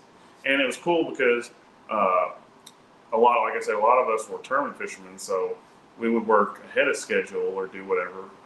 And so we might work, you know, you might be at a lake or wherever, you might be there for 3 straight weeks, you know, travel a day, work 21 days, travel a day back, and then go home and fish a tournament for a week or whatever. Burned a lot of gas is what you're saying. Oh, so the part I missed the most was we were able to use our own credit cards and expense report that. I got some really good fuel points out of that. Nice. Yeah, that's the little perks of the business, you know. Mark says, did you have to maintain a certain speed, heading, etc., to capture accurate data, or is there some form of electronic compensation? So we just had to, as long as you're maintaining bottom contact. So like those mud boats, I actually really enjoyed running those. Because how that motor is set up, it would kind of push the nose of the boat down, it seemed a little bit. And so where even in a little bit of chop, you're still able to maintain like good bottom contact. Whereas in the boats that had the outboards, you know, as you go, the bow of the boat starts riding up, and you wouldn't get as good of reading, so you might have to slow down. But some of those places, I mean, so like the Santee, it's a relatively like shallow lake. I say relatively shallow, like, you know, 30 feet would be the deepest out there or whatever. I mean, you could run at 16, 17 mile an hour pretty easily and still maintain a good bottom contact. That's still slow, though, in the grand scheme of things, when you have to go over another 2 foot, 3 foot, and then make that pass back. Yeah. When you look at it and you're like, there's 100,000 acres to this lake, like, man, that's going to take a while. Yeah. And so, like, a lake like Kentucky Lake, I mean, it took us a whole lot less time. I think we started there in, I want to say it was around November sometime. And we were done with it by like middle of January. But now we also had some pretty freezing cold days out there. Like I've got a picture, I think I probably saw on my Instagram, but I was out mapping and the spray was hitting on the side of the boat and like lapping over. And I literally like an igloo out there. There's like, the right side of my face is like probably like 3/8 to a 1/2 inch of ice, just like frozen solid. But yeah, I told my boss whenever I first interviewed for the job, I was like, I would 10 times rather be out in the freezing cold doing this than I would be sitting in an office. Oh yeah, 100%. I was gonna say Kentucky Lake would probably be it. I mean, other than the size of the lake, but the actual contour of the lake, there's not a lot of boat docks. There's not a lot of standing timber, and a lot of it is the river and big bays. I mean, you could really. There's a lot of those sneaky spots though at Kentucky Lake, especially if you were at winter pool coming into some of those bays where it's like a foot of water running into a bay that's as big as some of the local lakes that we fish. Yeah, and it was cool because, like, I mean, we would use like we would have other maps on our boat, to help us figure out where we needed to spend the most time or whatever. And so I was out there mapping, going down one of those river ledges, and I see this drop. I'm like, that's not on these other maps. I turn around, make another pass, and end up finding this like creek channel that wasn't on any other maps. That like kind of snuck through this river bar, and I was like, that's a sneaky little spot there. Yeah, you got to put that in the old brain there. Did you have your own unit sitting off to the side where you could mark waypoints? No, but I mean we, you could just export the data from. Yeah. There was some of that happened. Oh, I'm sure. Yeah, you'd be stupid not to do that. I was a little disappointed that the program didn't continue, and I wasn't able to like map around some of the places closer to home, because that's where that would have definitely played into a little bit more. I mean that adds a couple things though, like time on the water for one, right? Even though you're just out there running a boat for 8 to 12 hours a day, that helps. You also got like confidence running water too. Kentucky Lake is not for the faint of heart. I mean, it's one of the roughest lakes in the country. It can get rough. Same way with Lake of the Ozarks. I don't think you did. You said you didn't do that, but you got a place like Santee that you were seeing on all the stump fields. I mean, getting accustomed to playing plinko and bouncing off of stuff, and not necessarily that it's not yours, but you understand how to run that now. Yeah. No, it definitely. I mean, there's definitely stuff that I learned from my time there that is translated over into like fishing and getting to where I am now. And honestly, a big part of it is like, sometimes knowing when to set your butt in the seat and just take off idling and spend your time. So like Drew Sagely and I, we spent, like 4 or 5 weekends last winter before the Toyota Series at Lake of the Ozarks, where I got 4th in. And I mean, we were up there literally in freezing cold. Like there was one weekend up there, our boats had ice on them all over like the side of the boat. Like I'm saying, like the water would splash up and it was freezing on our boat. Like the air temperature was freezing cold. The water temperature is still like in the 50s or whatever. But I mean, that's just one aspect of something that I learned from doing that that's translated over into like actually putting fish in the boat. So. Mm-hmm. And learning that you can sit behind a seat or behind a map for that long and understand what you're looking for. Right, and not know. Some people think, I'm just wasting time out here, and it's like, man, if you find one deal, that's the. Well, you talk about we talk about Kentucky Lake a lot before we cut our teeth in the BFLs, but you get a May-June tournament on Kentucky Lake back in the heyday. Your boater told you that we're gonna sit in the seat we may not make a cast for the first 4 hours of the day. The first time you hear that, you're like, wait, what? But how am I going to catch a bass? Then you realize it can go down in 10 minutes and you both have 20 pounds. Well, that's one thing I learned in Kentucky Lake. Around here, we have small lakes. Our biggest lakes most of our lakes are 2,700 acres, 3,000 acres, with small lakes. So a long run is 10 minutes. No, a long run's like 5 minutes. Right. Yeah. You get on Kentucky Lake or Lake of the Ozarks or Table Rock, any of these massive impoundments, it's not uncommon to make a 45-minute run. Right. Yeah. And to me, that's like, I try to equate that. That's like getting in your vehicle, getting out on Interstate 55 and driving almost to St. Louis from where I'm at now. You're doing that in a bass boat before you even wet a line. So that you're jacked up, you're wired, you're ready to wet a line in the morning. You got to just stay calm. And then when you get to your spot, you got to kind of start ramping up. And you also have to decompress a little bit after a long run. You It takes a little bit, yeah. You got to come down off of either a white knuckle ride or a high. Like every time that I've made those long runs, I'm hot. Like you got lots of endorphins running in you. You're smiling, Travis, because you know what I'm talking about. Like that long run is it gets you going, but you got to like when you get there, right? Especially if it's cold. That cold, like you're tough. Like especially over there in a single console boat. I'm always speaking from the co-anglers. We're taking all that wind, and you have a face mask. I never wore the motorcycle helmet, but you're wrapped up pretty good, man. You're ready for it. And you're like 20 minutes in, you start jackhammering a little bit, and you're like, are we getting close? And then when you lay that boat down, you can't even talk, man. You got like perma-smile, and you're just like frozen. Well, that or just the pressure from the wind, like 70 mile an hour is hitting you right here in the chest for 30, 45 minutes.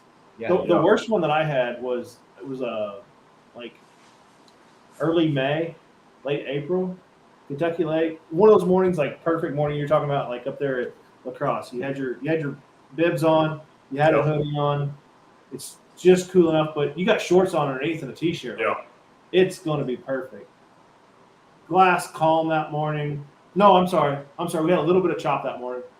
I drew a guy from Wisconsin. I'm like, this guy knows what he's doing. We got a 30-mile run down the lake. No big deal. Well, the whole time we're running down the lake, I noticed we're running nose down, nose heavy. It was really weird. We come into a cove, and there was a boat that just went by, and we just smoked it. Like foot and a half of water over the front deck. In the morning? In the morning. Ugh. Now, we're pulling into our first spot. I had a hoodie on. Rain bottoms on, but just a hoodie. And I didn't have a console. All of that just talk about lighting you up at 7 o'clock. Yeah, that's like an ice plunge or something. Kind of lull you to sleep, and then bam. No, I got a funny story about a similar run, kind of like that. Fishing a team tournament with my buddy Daniel. It was one of the Cape Fair, like the Sunday bass tournaments on Table Rock, and we were running down into the main lake, and it was like below freezing at takeoff. I don't know how cold it was, but I've got that bass cap pinned back, and I'm like, hey man, hold on, it's gonna be a fun one. And he's got the paintball mask like we talked about. When we get to our first spot, he takes it off, and you hear this just kind of crack, like. And I'm like, look over, I'm like, what the heck is that? And he's like, dude, we were going so fast, tears were rolling down my face. And they would freeze, like the mask was freezing to my face. And I'm like, oh, dude, I feel so bad for you. Like, that's got to be terrible. So I feel you guys being on the co-angler side, like having a console makes a huge difference. Yeah, and then rain, holy cow. Just a little light rain. It's like needles. Oh, it's painful. Especially if you don't have like a buff or a face mask. Like even in, I tell you what, the worst one was. Were you at that one? The Barron River. Yeah, that was the Barron River. You ran up the first day all the way up to the dam, right? Yeah. And then I did the same thing the second day. Well, on the way back, it was bug city. Like, I'm talking not like probably like mosquito-sized bugs. They weren't mosquitoes, but they were everywhere. Those gnats or whatever. Yes, just horrible. And you'd hit fogs of them. Yeah. By the time I got back, I took my glasses off, and I couldn't see out of my glasses. Like you every once in a while get like the big one. And I looked down, had a white shirt on. It was just black. My dad was there. I think my dad was at that one, and he's like, "What happened to you?" I'm like, "Bugs." You smile, and it looks like you had a whole can of Copenhagen in your mouth. My brother, he actually showed up to the Potomac River this year, and that was such a cool place. I've never been there, but I told him, I'm like, hey, dude, after day 3, like, let's hop in the boat, and we're going to drive up to downtown D.C. And so we did that, did like the whole boat cruise, seeing all the monuments and stuff from the water. And we didn't time it up very good. There's a pretty long idle zone up there in D.C. And we had to run back right at that dusk hour. And same thing like you're talking about, Bug City. And I look over at him, and I'm just like, what is happening? And I slow down. I'm like, are you good? And he's like, how are you not getting killed by these bugs? I mean, same thing. Like, we're in at night, and he's got his sunglasses on. He said he ate like 3 of them, like I mean, his glasses are just covered in bugs. He's got a white shirt on, just like all bug guts splattered on him. I'm like, I'm glad I'm over here behind the console. Well, the console, the windshield adds just enough lift right before it gets there that they all missed that guy. Exactly. Same thing. He was asking, he's like, how are you not getting hit with these bugs? I'm like, dude, this console. She's like, you're kidding me. Yeah. You take a June bug to the face and it'll light you up. Oh yeah. Oliver's got a pretty good question. Travis, do you have any good, the one that got away stories or special specific bass that you caught that helped you in a huge way? That's a good question, Oliver. Yeah, it is. That brings up some bad memories and then a good memory. I've got one of each. Coincidentally, they're both on Grand Lake. The one that got away, we'll start on it in on a high note. So it's in October over there. I fished an open, and first day I had like 3 fish. I mean, just stunk it up. Second day, I run down the lake. It's the one that Nick LeBrun won, and I'm like, all right, I'm committing to the plop and top water. I was throwing a Berkeley Chopo, but I start catching them. I mean, first fish is a 4-pounder. I make 2 more casts, catch another 4-pounder. It's just like one of those days, you know. I'm running down the lake, and I just see these couple of rocks over, like a rock bank off to the side, and it's got some wind on it. And I'm like, something in me is like, hey, that feels right. You better go hit that. So cut the boat over there, run over there, and I'm fishing down this bank, and freaking Bertha. I mean, this big old giant girl comes up and eats that Chopo, and I've got it on a 65-pound braid. I'm like, I've got her. Like, dude, and in that you can't use the net, so I'm like, dude, that's the one I need. That is her. Like, yes, let's go. And I had almost 17 in the boat by then. And so I'm like, this is the one that I need. Like, absolutely, come on. And this fish is just digging, and then all of a sudden my line just goes slack. And I'm just like, oh my gosh, like, what in the world? And I stop reeling. I'm like in disbelief because I'm like, man, I'm like, I've upsized my hooks. I'm on braid. I'm throwing braid. Like, I got a good hook in this fish. Like, what the heck? And I stop reeling, and I just see my bait like slowly like float up to the top of the water. And I'm like, what the heck? Like, what happened?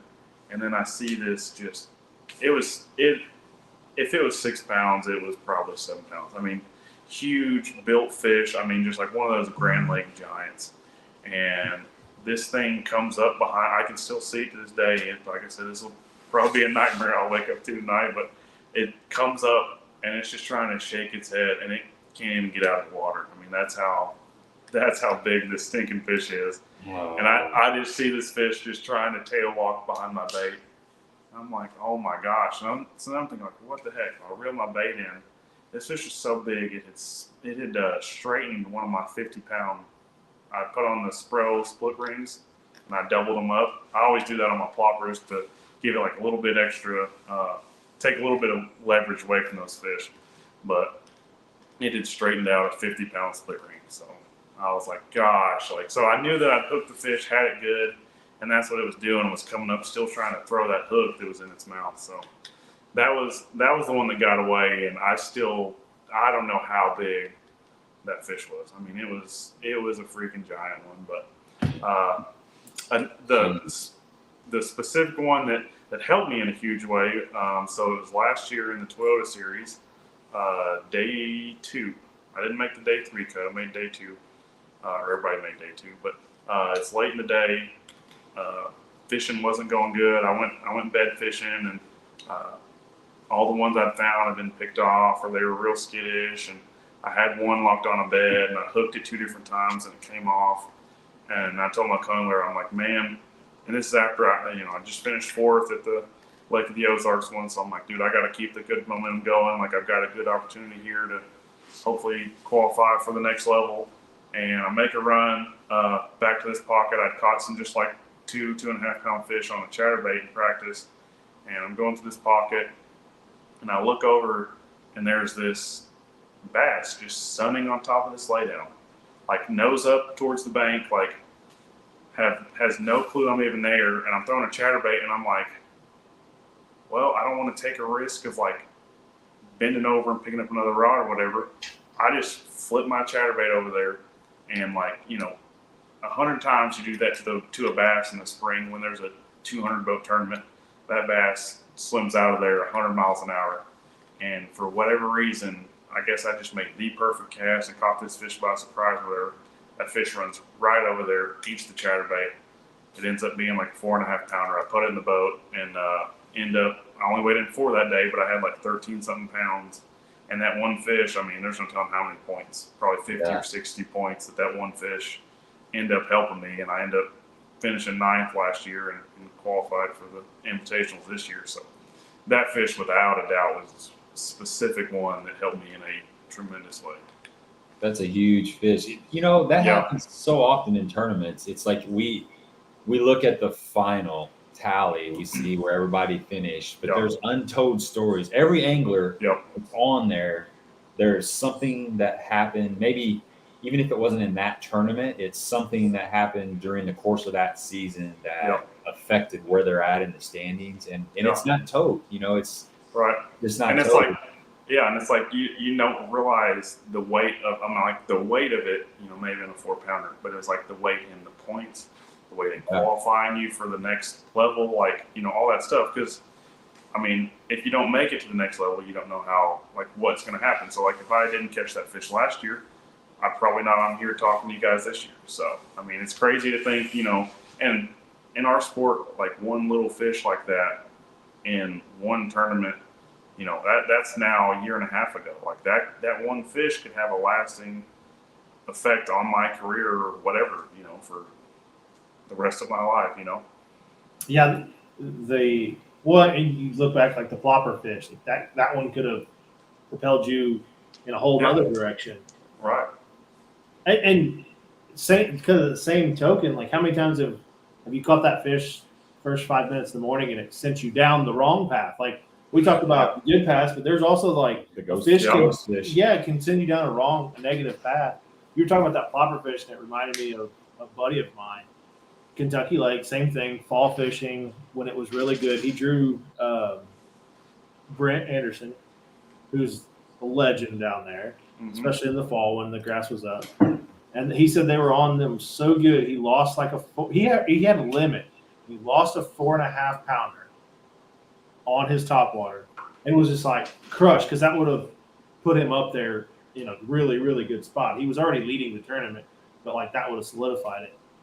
And he just hangs his head, puts his hands down. I think he said he almost dropped his rod. And he looked up, and here comes the bait, and he just whoop, and another one just goes whoosh and crushes it while it's sitting there. Yeah. Oh, I'll just reel this one. Yeah. And it's who knows that had his reaction been different, and oh dang it, Yeah, and just burned it in. Now you don't catch that fish, right? Yeah. Yeah, So, that fish is gone, and the next one, doesn't buy her. Right. It's crazy how and even other sports, football, basketball, everything comes. It's they say it's a game of inches, and it's our sport is a game of milliseconds. It seems you go out and you fish for a 3-day tournament. You fish for 24 hours over the course of the tournament, and it's so much of that tournament, and later on and stuff can be defined by 1 second here, 1 second there. Yeah. Little bitty, what in the moment may seem like an insignificant detail of, oh yeah, I'm just going to take a minute. I'm going to change my hooks on this bait, and that puts an extra fish in your boat, or those hooks are probably good enough. They're a little rusty, but I'll just jerk a little harder, and you lose one because of it. It's just it's crazy how small some stuff can be in the moment, and then looking back on it, how big it can be. Well, retying. Retying. You've been flipping a bait for 2 hours, and you haven't got a bite, and you notice it's rough, and you're like, dude, I haven't got a bite in 2 hours. I'm not even going to get a bite. What's the matter? I ain't going to retie. And then you set the hook, snap. So 2 hours it took you to get that bite, and just like that, I always tell myself, I'm going to retie either way. If I break off, I'm going to have to retie, right? Or I can take the time to retie. Either way, I'm going to retie. And one might have a positive impact. Exactly. The other's double negative. Well, you look at you talk about how things matter, and I think that's what separates your level to our level to Elite Series to the BPT guys, like decision making. And, I think back about how many tournaments that I fished, and if I had 5 more minutes, 10 more minutes, because I found that right spot, or I thought I was on a really good pattern, but it was at the end of the day, and check-in was at 3 o'clock, and I found those fish at 2:30, and I had a 15-minute run back in, whatever it may be. But making those decisions faster, right? Yep. Knowing when to go and when to stay. I think that's what separates us from you and you from the next level is not necessarily our ability, because we all have the decision-making ability. We all have the physical ability to make the cast, skip the docks, do all those things. Sometimes I question my skipping ability, especially when you crank a pontoon or something like that. Yeah. But it's always the one that's dead quiet in the back of a cove. But that's another story for another day. Like the Ozarks, that's just ringing the dinner bell for them. Yeah. They know something's coming. Yeah, they do, actually. But all of those decisions, add up at the end of the day. You talk about seconds, minutes, turn into 5 minutes, and it takes, 4 or 5 seconds to get a fish in flipping? Well, I think fishing, here's something that I've been working on a lot the last couple of years, is fishing the whole tournament like I fished the last hour of the tournament when I don't have a limit. I don't know how you are, but it seems like you're watching the clock and you can feel this weight on your shoulder if it's a tough derby and you don't have your fish in the live well. And that seems like that last hour, maybe 2 hours, you really, really focus. A lot of times in the morning you do too, but there'll be that section, and it may be 4 or 5 hours where you're fishing, you're focused, you're fishing hard, you're fishing, but you're not fishing as intensely as you are when your back is up against the wall. So trying to take that same mindset as the last hour or two of the tournament and put it through the whole day, that right there will get you a few extra bites, I'm pretty sure. That's something I've been working on a lot.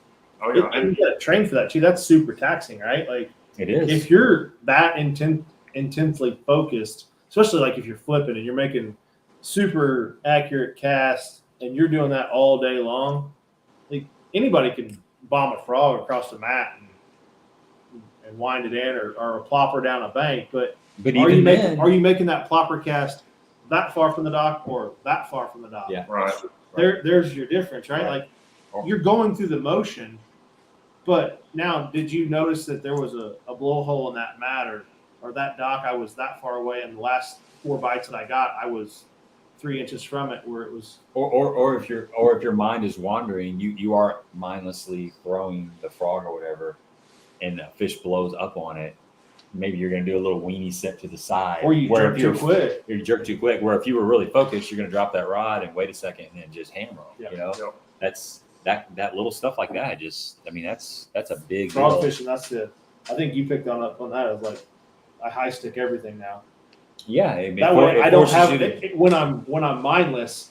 I can't go anywhere from here. Like if my rod is up in the air, I can't mindlessly set the hook. I have to drop. You have to physically go down, because there's some of the, when we talk about fall fishing, it's my favorite time to fish. Some people absolutely hate the fall, especially in grass lakes, because you're looking for 3 to 4 quality bites a day. And if you happen to stumble upon them, it may be 3 bites that you got out of the, in a team tournament. I got 3 bites. My partner got 3 bites. That put a limit of fish in the boat, but the 3 bites that we get each are good quality fish. Right. And like you were saying earlier, you may look at the end result and you're like, dang, you guys had 5 for 18, 19 pounds, and you guys smoked them. And it's like, dude, you don't realize how much of a grind it was, and like how close we were to two fish for 5 pounds or whatever. Or a mental breakdown, one or the other. Yeah, we got 6 bites. We already got 5 bites, and we put them all. We look like heroes right now. We're about to go celebrate one another, but like you don't realize how close we were to ending this friendship. Like, well, you think about like ledge tournaments or summer offshore tournaments where you went out there and you caught, especially in a multi-day event, you caught 5 fish and they went 22 pounds. Well, you put the rods up, like you're done for the day. Yeah. You might be going looking for something for tomorrow, but you already had a game plan for tomorrow. You're just going to go check your stuff, maybe check the stuff for the next day because you know you're going to be up there in the top. But no, those don't happen every time. But those fall tournaments can be like that. Those fall tournaments can be super sneaky. You're talking about Lake of the Ozarks, and that place can get super tough in the fall. There's all of a sudden there's all these 14 and 14.5 inch fish that show up. Yep. You know, and it's like, where's the 4-pounders at? But is that a lake like our lakes? If you get on the right stretch, you can get right in a hurry. Yeah, but a lot of it is covering a lot of water. Okay. Well, yeah, because the right stretch, but like we said earlier, 1,200 miles, like there's a lot of wrong stretches at 1,200 miles. That's true. Right. Yeah, there's a lot of. I don't even want to say it's dead water. There's a lot of water that doesn't have the right fish in it because that lake, you'll still be catching fish. You're having a great day of fishing. I mean, you can catch 30 or 40, 14.5 inch fish, but sometimes it's hard to run across just a 3-pounder. Yeah, and I think that's one of the few lakes that it's like, man, you could pull into any creek and the right fish could be pulled up and you could smoke them. But you could also spend all day going into the wrong creeks and can't catch a cold. That's a lot of fall fishing, though, right? Like, yeah. I remember it is. Our local like a couple years ago. I sat down on a spot, knew that they were there, and I sat down. There was a guy behind me, and he ran down the creek. I made 5 or 6 casts and had 2. We fished a lake that's 2 overs and 3 unders. There's a slot limit. You can only keep 1 or 2 per boat, and we had our 2 overs before he shut down as he went past me. It was just bada bing, bada boom, and those are the 2 fish that we weighed at the end of the day. And struggled to catch our little fish, but we had a hell of a day catching 17-inch to 20-inch fish, which are quality bites all day long. But still didn't win the tournament. We just did really well in it. I think we took second. Didn't win because it was just by sheer luck we didn't have the right 2 big ones. So yeah. Let's give away something real quick.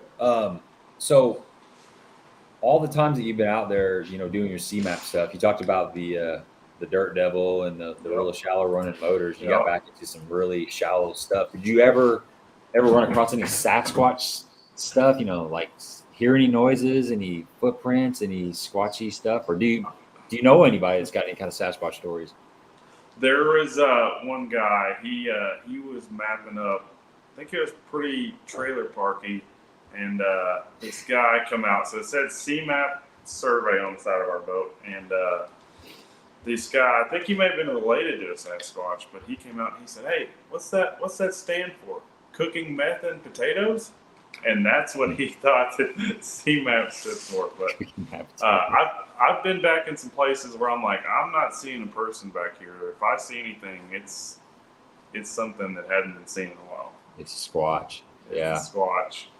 I'm pretty sure when I was with Dale Coven, the first time I fished with him out on bull shows, we found a nice little cave, and it looked like the perfect lair for a Squatch. And there was even a little faint trail that came down, and it looked like a spot where maybe they could wash a deer off in the lake, or some fruit or something that they kind of stolen from somebody's garden.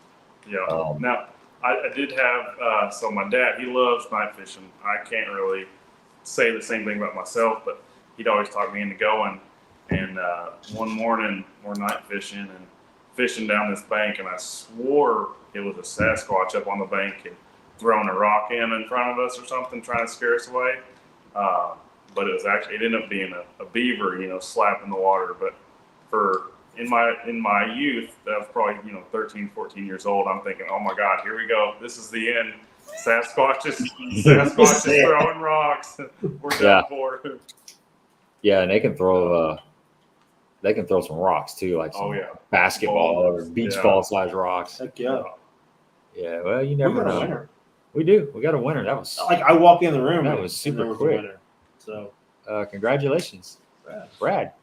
Sweet. Send me your email address through Gabe Montgomery Fishing, or 10 Horse Monty on Facebook, or 10 Horse Monty 6 on Instagram, and I will get that over to Brian at Baitworks, and he will get that out to you most likely tomorrow. So congratulations. You can use that for anything on the Baitworks website. And also scrolling across the screen there in the ticker, a lot of new faces in here tonight. if you want to go and get 10% off of Baitworks, use the code THM10. That'll get you 10% off of anything on their site. A lot of good products over there. And if you're down in the Springfield area, man, definitely stop by the store because it'll cost you some money. It'll cost you some money. They got that sucker loaded up with a lot of good stuff. They got a lot of jewel products in there. They got the Virtus jewel rods in there. Whatever you need, they got it in there. So give them a holler. Check them out. Everybody goes to Tackle Warehouse and some of these other places, and they got a lot of stuff too. But don't forget about Baitworks and that code THM10 to get you 10% off. And being close here in the Midwest, like shipping it's super quick. I mean, yeah, it's super quick. It's give a shout out to them. I got to Mississippi River and I was like, oh man, I need some more of these baits. I was getting some Strike King cutter worms and started running low on them. And I was like, hey, if I order these, I got another buddy. So we went up and practiced one of the other pools beforehand, pool 5. And I was like, man, I need some more of these Strike King cutter worms. And called them up and they're like, yeah, send the order in and then tell me your number and we'll set it aside. And so give a shout out to them for hooking it up that way, actually had the baits come tournament time because you guys know if you got confidence in something, like nothing beats having confidence. You'd pay $50 a pack for those worms if you got There's nothing worse than running out too, or the worst feeling is knowing that you got them at home. You got 2 left. You got 2 in the box. Yeah, and you're like, oh, there went 1. I'm down to 1. Yeah, and the old cigarette lighter out, and you're melting them back together.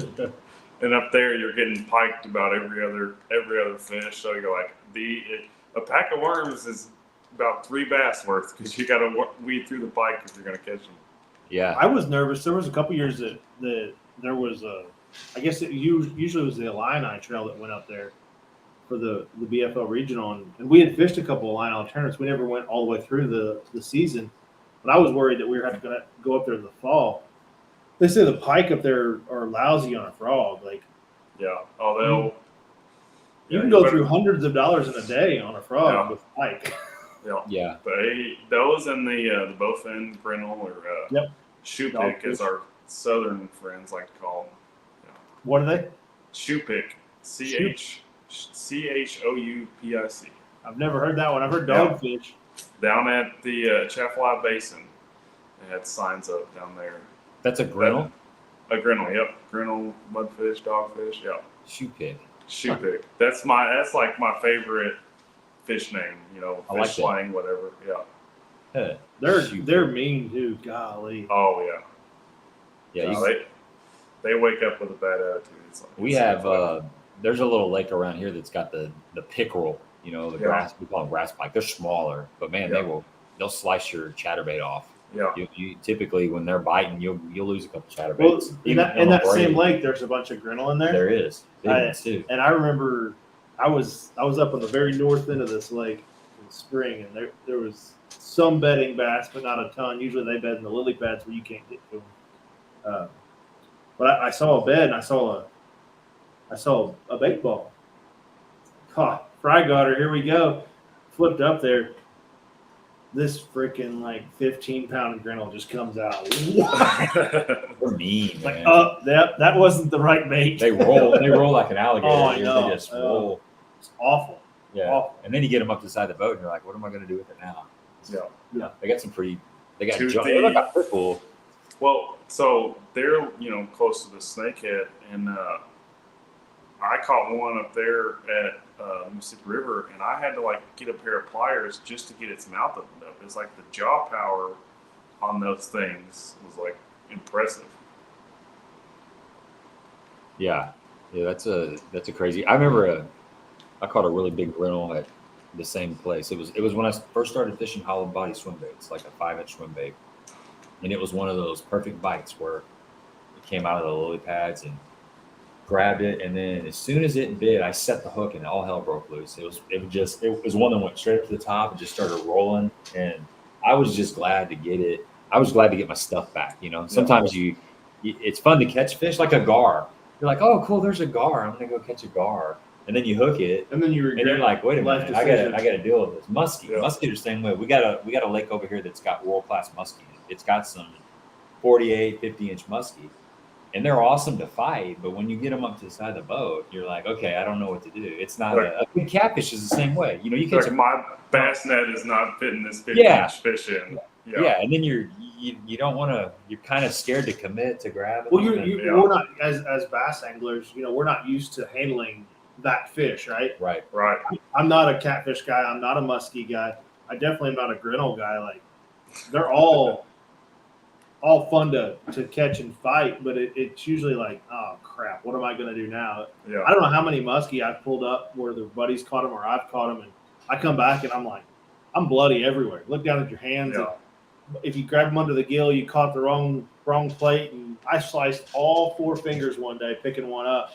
Had no idea either. I got down and I was like, my hand feels funny. What is that? And I looked down and every one of them was just laced wide open. Sliced across. Like, what do you do now? Walleye, you got to be careful with walleye. Yeah. Walleye will like you. Or white bass too. White bass. I had a buddy. He went to throw one back in. I mean, we just got out there, like 30 minutes in. We caught 10, 15 white bass already. He just went to chunk one in, and that gill plate, I mean, just sliced his thumb. I mean, blood gushing out of it. I tell you, the stripers, like, we got another great fishery that they put stripers in, and they have been stocking, I guess, 4 to 6 inch stripers, and they grow like wildfire. But you catch one that's like 12 to 14 inches, and that's dangerous. That is a pissed off Chihuahua on a crankbait. I was gonna say on a treble hook. Yes, yes, and you just hold it on the side of the boat. It's like, would you just stop? Like, you can't get a finger on it because their mouth is that big. Yep. It's a nightmare. Yep. Speaking of turtles and catfish, we got the man, the myth, the legend side of this. There he is. What's up, Drew? Good to see you on here. Right? Good to see you on here. I wanted to ask you a couple more questions. Fishing the Major League Fishing Invitationals this year, what are some of the things that you learned that you took away from this season? Whether it be traveling, actual tournament, lessons, just anything. I think the biggest thing, that's one of the things that, so I travel with Connor Cunningham and Scotty Blinds, and we, communicate and all that stuff. And after this last one, we were talking like, man, I think practice is such a, like, being more efficient on practice and stuff. So like up there at the Mississippi River, I wasted a bunch of time just trying to get in and out of these places and knowing what you can and can't run and all that stuff. And so, and then, like I said, the second day I was struggling and I'm like running out of fish and end up just weighing in 3 that last day. And it's like, man, if I wished I'd had, 5 of those hours back that I wasted idling out of this place or doing whatever. And so I think Connor, I'll tip my hat to him. He does an incredible job, like watching everything and taking notes and all that stuff. And that's something that I've got to get, better at. And just figuring out a way to become a more efficient angler in practice, because, these are, I've never been to the Potomac, never been to Okeechobee. Spent a little bit of time at Eufaula, spent enough time at Lake the Ozarks. Like I said, I'm at Clark's Hill, but never really got to fish it, and then never been to La Crosse. So right there, the 3 grass lakes I've never even put my boat in, never laid eyes on. And, and you think, 3 days, like that's a long time, but you look at how much water was available for those 3 different places, and you realize, like, man, that is a lot to break down in a very little bit of time. Well, even 3 days on a small lake, like, it doesn't. If you're breaking down certain areas, you're not finding the winning pattern unless you just stumbled on it like by happenstance in 3 days. You're going to put that together over the course of the next 7 days, right? You kind of got to learn it in the tournament. Yeah, you got to have a starting spot, an area that you feel confident in, and then actually kind of start learning it better in the tournament. Maybe. Right. What was your practice period? Was only 3 days, right? Mm-hmm. Yep. And what was your off limits leading up to that? It was a month off limits, 30 days, whatever, prior to the first day of practice, 3 days of practice, 1 off day for our meeting, and then the 3 days of the tournament. That's not much time. 3 days is not much time, really. No, and I mean, being able to be versatile and roll with the conditions, it's a huge deal. Because like at Clark's Hill, the first day I planned on fishing that swim jig and throwing a spinnerbait and some stuff, and just happened to pick up a squarebill on a bridge and caught a 6-pounder, and I was like, well, let's go try some more bridges. There's some more bridges in this creek. Let's just roll with this pattern for a little bit. And that's how I caught everything I had the very first day at Clark's Hill. And then day 2, that bite completely died. And, that's when the swim jig came into play. And, being able to, ride one wave one day and then, know that ship sailed the second day and go to something completely different the next day. And like at the Potomac, I was like, that was such a mind puzzle there, just because you've got the tides and everything else there. So I just picked my starting spot because I was like, man, well, I caught them, or I had 3 bites out of this one particular hole in the grass on this tide, and the tide's going to be about the same as it is at takeoff. Like, let's just go with it. And I mean, being able to just roll and make adjustments as you go is huge. Oh, of course, Will. Yeah, they don't call me 2-pound Travis for nothing, huh, Will? That's funny. Okay, so back to that swim jig. Yeah. Day 2, you threw the square bill, right? Because you had. Oh yeah. Okay. Oh yeah. Had to give it its due diligence, because I mean, okay. Catch 18 and 18-11, I think I had the first day. So why'd you go to the swim jig versus a spinnerbait or a chatterbait or something? Well, so the spot I ended up catching them in was just super, super shallow, and being able to throw a 1/4 ounce, 5/16 ounce slim jig and just keep it high. I was throwing a minute scrub on there as a trailer, and just being able to float that jig. I mean, it was incredibly shallow. Some of the shallowest bass that I've ever caught. I mean, in a giant flat and throwing as far as you could, and they're just set up on isolated bushes and holes throughout the flat. But that was just something. That was a bait that I could make a long cast with, and I could keep it up. I don't know what kind of grass it was growing on the bottom, so it wasn't something like you couldn't throw a 1/2 ounce chatterbait out there because it would get down too deep and digging in the water. And I just felt like that. Sometimes I think that swim jig sneaks up on them. Mm-hmm. And it just kind of catches them by surprise, and they're just sitting there in this bush, and then they go, "Oh, there's a meal. If I don't act now, that thing's gone," And yeah, I think that swim jig is. I've over the last probably 6 or 7 years, I've gained a lot of confidence in a swim jig, and I think it's for the reason you said. It's sneaky and it sneaks up on them, and they see a lot of chatterbaits, man, a lot of jackhammers and stuff, and they feel a lot of jackhammers. Right. But it's a swim jig is similar profile somewhat, and I think it for pressured fish or in those really shallow situations, and it's a lot. You can skip it a little bit better. Right. And you can throw it up in stuff and work it out. A chatterbait's notorious for getting hung up in wood. Right. But a swim jig, it's just like a regular jig. I mean, you can skip it up wherever, and it's most of the time it's going to come back to you. Yeah, it's something you can stick in your hand and roll with it, and fish everything in front of you, kind of deal, like you're saying. If you're fishing down the bank that's got laydown and docks and it's got grass and everything, you can throw a swim jig in and around through it, over the top of it, whatever. It's just fun seeing you're working that swim jig up high and you see one roll up there and eat it. There's few feelings that are as fun as that. So what have you been throwing your swim jigs on? So that tournament, and what I prefer is the 7/6 flip pitch from Burris. Oh, really? Yeah. Okay. And I'm a little bit of a shorter guy, so I feel like having that little bit longer rod helps me get the leverage I need. And in that tournament at Clark's Hill that I got second in, having a long rod to make as long of a cast was absolutely crucial, because these fish were super shallow. I mean, I had my motor trimmed all the way up. I had my trolling motor. I cut all the black tape off of it so I could jack it up. I mean, as far up out of the water as I could. My active target transducer was completely out of the water, so I mean, it wasn't even usable in that tournament. But those fish were just super shallow, and I like that rod. I mean, dude, it's super light. That's one thing I was talking with Jordan about after that tournament. And I was like, dude, the last 2 days I threw that swim jig like 80% of the time. I threw it exclusively the last day. I mean, they were biting it, and I told myself, like, if they keep biting it, I'm going to keep throwing it, So I just kept throwing that thing. And those Verse rods, this is the first year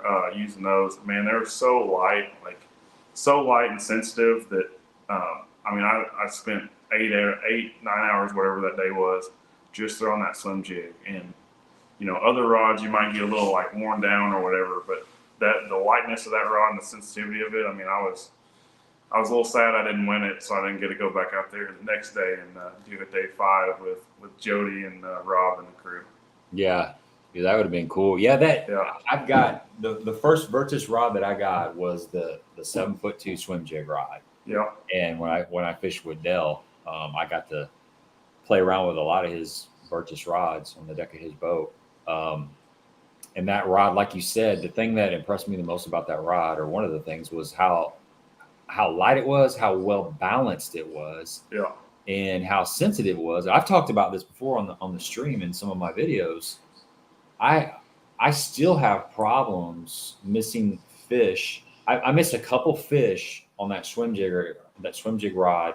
I throw a chatterbait on it a lot because it's so sensitive that a lot of times I'll pull it away from the fish because I feel them instantly. It's you got to learn how to fish that rod because it really is very, very sensitive. Now, it helps you. It takes you a little bit of adjustment to get used to the sensitivity, but it helps you when you're feathering through grass. Like we mentioned, we got a lot of grass around here.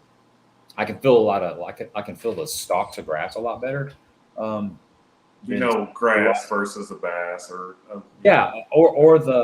you can feel the crispness of the grass instead of it being just kind of mushy. But that's an adjustment that I had to make with that red diamond is not seeing the hook too fast because it's the feedback is pretty instant. It's just a really, really sensitive rod. But yeah, so 7'6". Okay. Mm-hmm. And like Dale was saying, that 7'6" is a bad dude. I boat flipped a 6-pounder that last day on it. I did not realize how big that fish was. I thought it was just a 4-pounder in the water, so I went to boat flip it in there, and I was like, "Oh, that thing grew when it come over the side of the boat." But yeah, that 7'6" over the side of the boat, and when they grow, that's the best. That's right. Yeah, that sucker it flopped in the bottom, so good to go. But so congrats again, Brad. But he said he's looking at getting his next red diamond. Be right back. And he's thinking about a jig rod, looking at fishing deeper water, but also throwing up close. What do you think, the football jig rod or the flip pitch? I like the 7'6". That's like my favorite length. But that football jig rod is a really good one. So if that's something that you're looking to, a great all around rod, and you tend to prefer a little bit shorter of a rod, then definitely the football jig rod. But for me, I like that flip pitch. I mean, I've thrown everything from a swimming worm at the Potomac, that swim jig at Clark's Hill, just a flipping. I mean, a beaver, a brush hog, and I've thrown 3/4 ounce football jigs out deep on ledges and 10-inch worms and brush piles and everything. So it still has enough backbone to fish out deep and absolutely, on those big casts. Yeah, absolutely, yeah, and that little bit extra length helps you make a longer cast, and like we were talking, I mean, incredibly balanced rod. I don't think you can go wrong with either one of them, honestly. I mean, they're that's one thing that I struggle with for fishing out of John boats, especially. We have limited space, obviously. When we put 10, 12 rods on the deck of our John boats, that's pretty cramped up there. Yep. But as long as there's not anybody back there, we can take as many as we want and just throw them on the back deck. But that's one thing that I struggle with is my out deep rod and my up shallow rod. I like a little shorter 7.1 to 7.3, even up to 7.4 when I'm close quarters. But then I like that 7.6, 7.8 when I'm out there fishing super deep, just for, like you said, length of cast. And I will say, so he said the football jig rod or the flip pitch. The That Ranger. that's what exactly. The 7.3 Ranger is That's what I was gonna say. a sweet rod, and that's. He followed it up with, what do you skip with? So I like that 7.6. Actually, I've started skipping with the Titan. That's a 7 foot, and it's a pretty heavy rod. So it's something that, like, you got a little more room to skip around boat docks and stuff, but you're not sacrificing anything in terms of like power. You know, you're skipping a jig back under a boat dock. You've still got the backbone and power to get that dude out from under the boat dock and in the boat. Brad, I've got like I said earlier, I've got that 7'2". It's the Red Diamond. It's their swim jig rod, and it skips really good too. You know, I don't know exactly what kind of jigs you're skipping, but it handles, you know, a 3/8 ounce, maybe a 1/2 ounce, pretty good. But a 1/4 to 3/8, it handles it very good, and it's got good tip, but it's got some balls really quick. I mean, it's got some really solid backbone. It's a great little skipping. Well, that's you kind of answered that question a while ago, Daniel. He has you were throwing a 1/4 ounce swim jig. In that tournament with that 7.6 flip pitch. So. Oh yeah, and I flipped some over at Eufaula. I flipped some 1/4 ounce on a brush hog over there, and I think it handled it well. But if you're looking for a rod that's like just a great all around rod to fit everything, you know, skipping to fishing, you know, flipping up shallow to throwing a jig out deep, I do think that 7.3 Ranger is probably your best bet, because it's really kind of like the best of all three of those worlds. Yeah, I like a 7'3" for a lot of stuff. If I had to choose just one rod length that can get me by out deeper and still short enough to get me in shallow, I like that 7'3" length. That's my favorite. But now a 7-footer, dude, for skipping, you get the right 7-footer, and it's that's what I'm saying. I've been playing around with that Titan, and I really like it for skipping. Even at I know you said you're a little shorter guy, but even at 6+, both of us, I still enjoy a 7-footer. Yeah. So for me, with what I liked about the Virtus setup is the handles aren't super long. Right. Yep. You don't have this giant. You're not getting them A caught up in your 7-foot rod shirt. with a 2-foot handle that you got to worry about catching in your hoodie pocket or whatever. Yep. But that was the big thing for me, was when you're making those little short pitches and roll casts in between docks, tight quarters, having a 7-foot rod that still has enough rod in front of the handle. Yep. I think Drew's got a question down there, and I think it might be a little bit. I think this is set up, really, honestly. We'll throw it up there. Drew wants to know what spinning rod you're using currently. I like the Red Diamond, the 7-footer. I thought that was such a stock answer. Come on. I was hoping there was something behind that. I thought he was going to say, I don't use a spinning rod. No, I used to, you know, if you'd asked me that question like 5 years ago, I'd be like, what's a spinning rod, you know? But no, with the, you know, all the technology now, I love throwing a spinning rod. Yeah. So they're working on making a little bit longer spinning rod, because that's something that I used last year, is, you know, like a 7.5 foot spinning rod. And I really like that, so I'm looking forward to Jewel getting that. I tell you another good rod, the Acura series that they just came out with.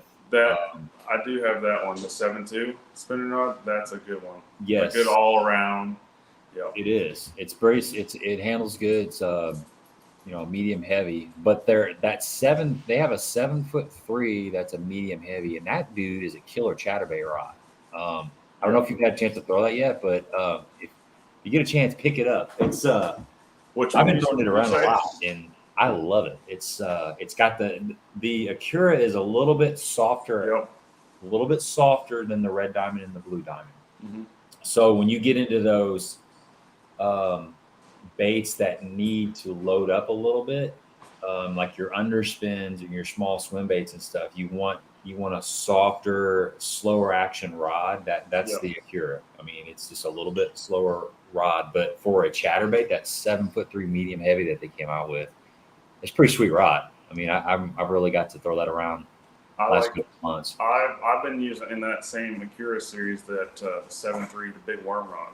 Yeah. I actually like flipping a lot of stuff with it. That's what Potomac, I was using a 1-2 punch of the 7.6 flip pitch with the swimming worm, the cutter worm, and then flipping a medium-sized structure bug through the grass holes with that 7.3 big worm Akira. Yeah. Brad says he's got the game changer, and it is sweet. He needs a shorter rod for skipping. He's 5 foot. Sucks. Yeah, I'd look at that Titan for skipping. That's a really good one. Still got enough backbone, and it's that 7 foot where you're able to work it around boat docks and under trees and stuff a little bit easier. Hey, speaking of Jewel, let's get some more stuff for.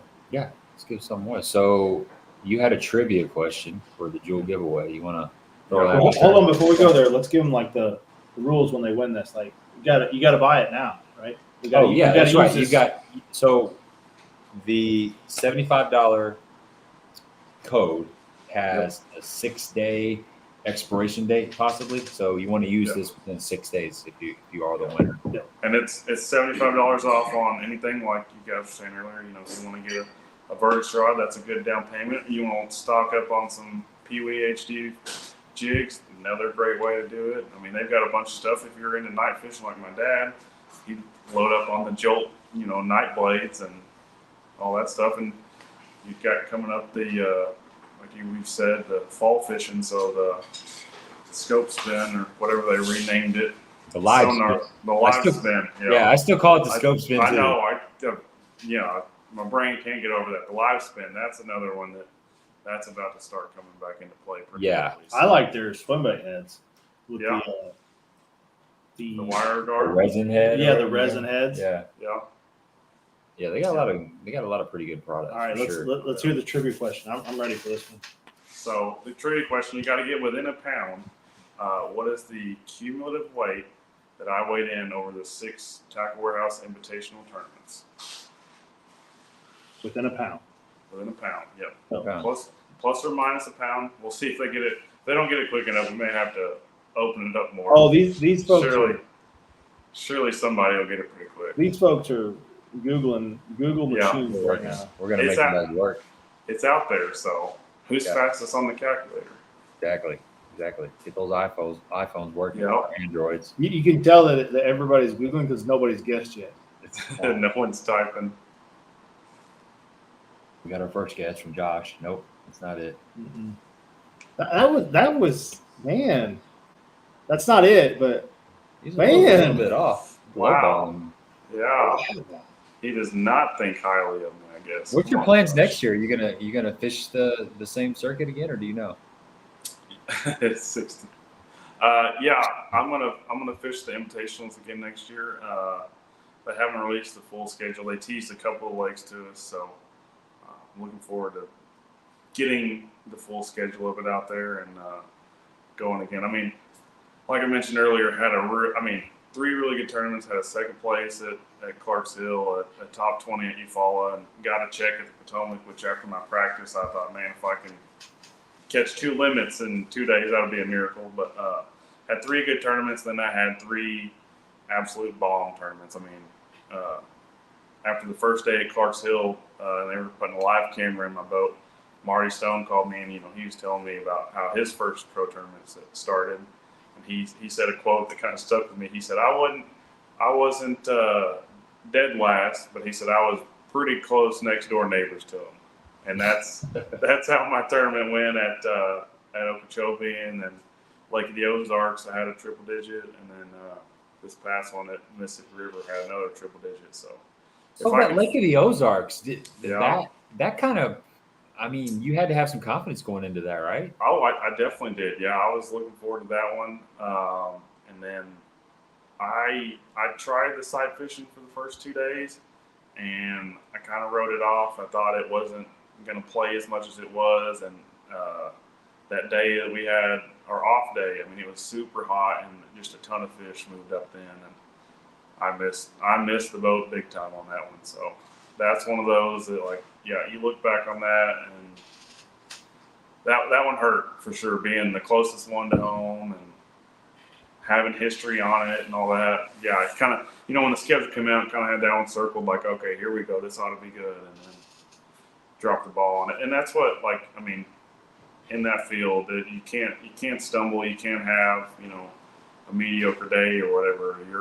You're way behind the 8 ball, and it's hard to make up ground. And another thing I've got to get better at is my day 1 to my day 2 weight. I think every single tournament have dropped off, so I got to figure out how to change that. Hopefully, day 1 weight, and then improve on day 2 versus decrease. So if you won already, yeah, you can't win twice in the same day. So that right there is that's a huge clue right there. If anybody's he wasn't on, but he wasn't on, but just saying. So we kind of, if you won last week, you can't win. I can tell everybody that was watching on YouTube on their phones has logged out because our numbers went down, and they're all now Googling right now. I think we got a winner. Yeah, we got a winner. Brad, you didn't hit it. Just to let you know, you were close. You were, what was he, 0.08 off? No, well, for the 2 pound. Yeah. Andy. Andy got it with 8 ounces. He's going to make the trade. Both ways. You have to work that out with Andy, Brad. Brad wants to swap out that $25 Baitworks for $5 jewel.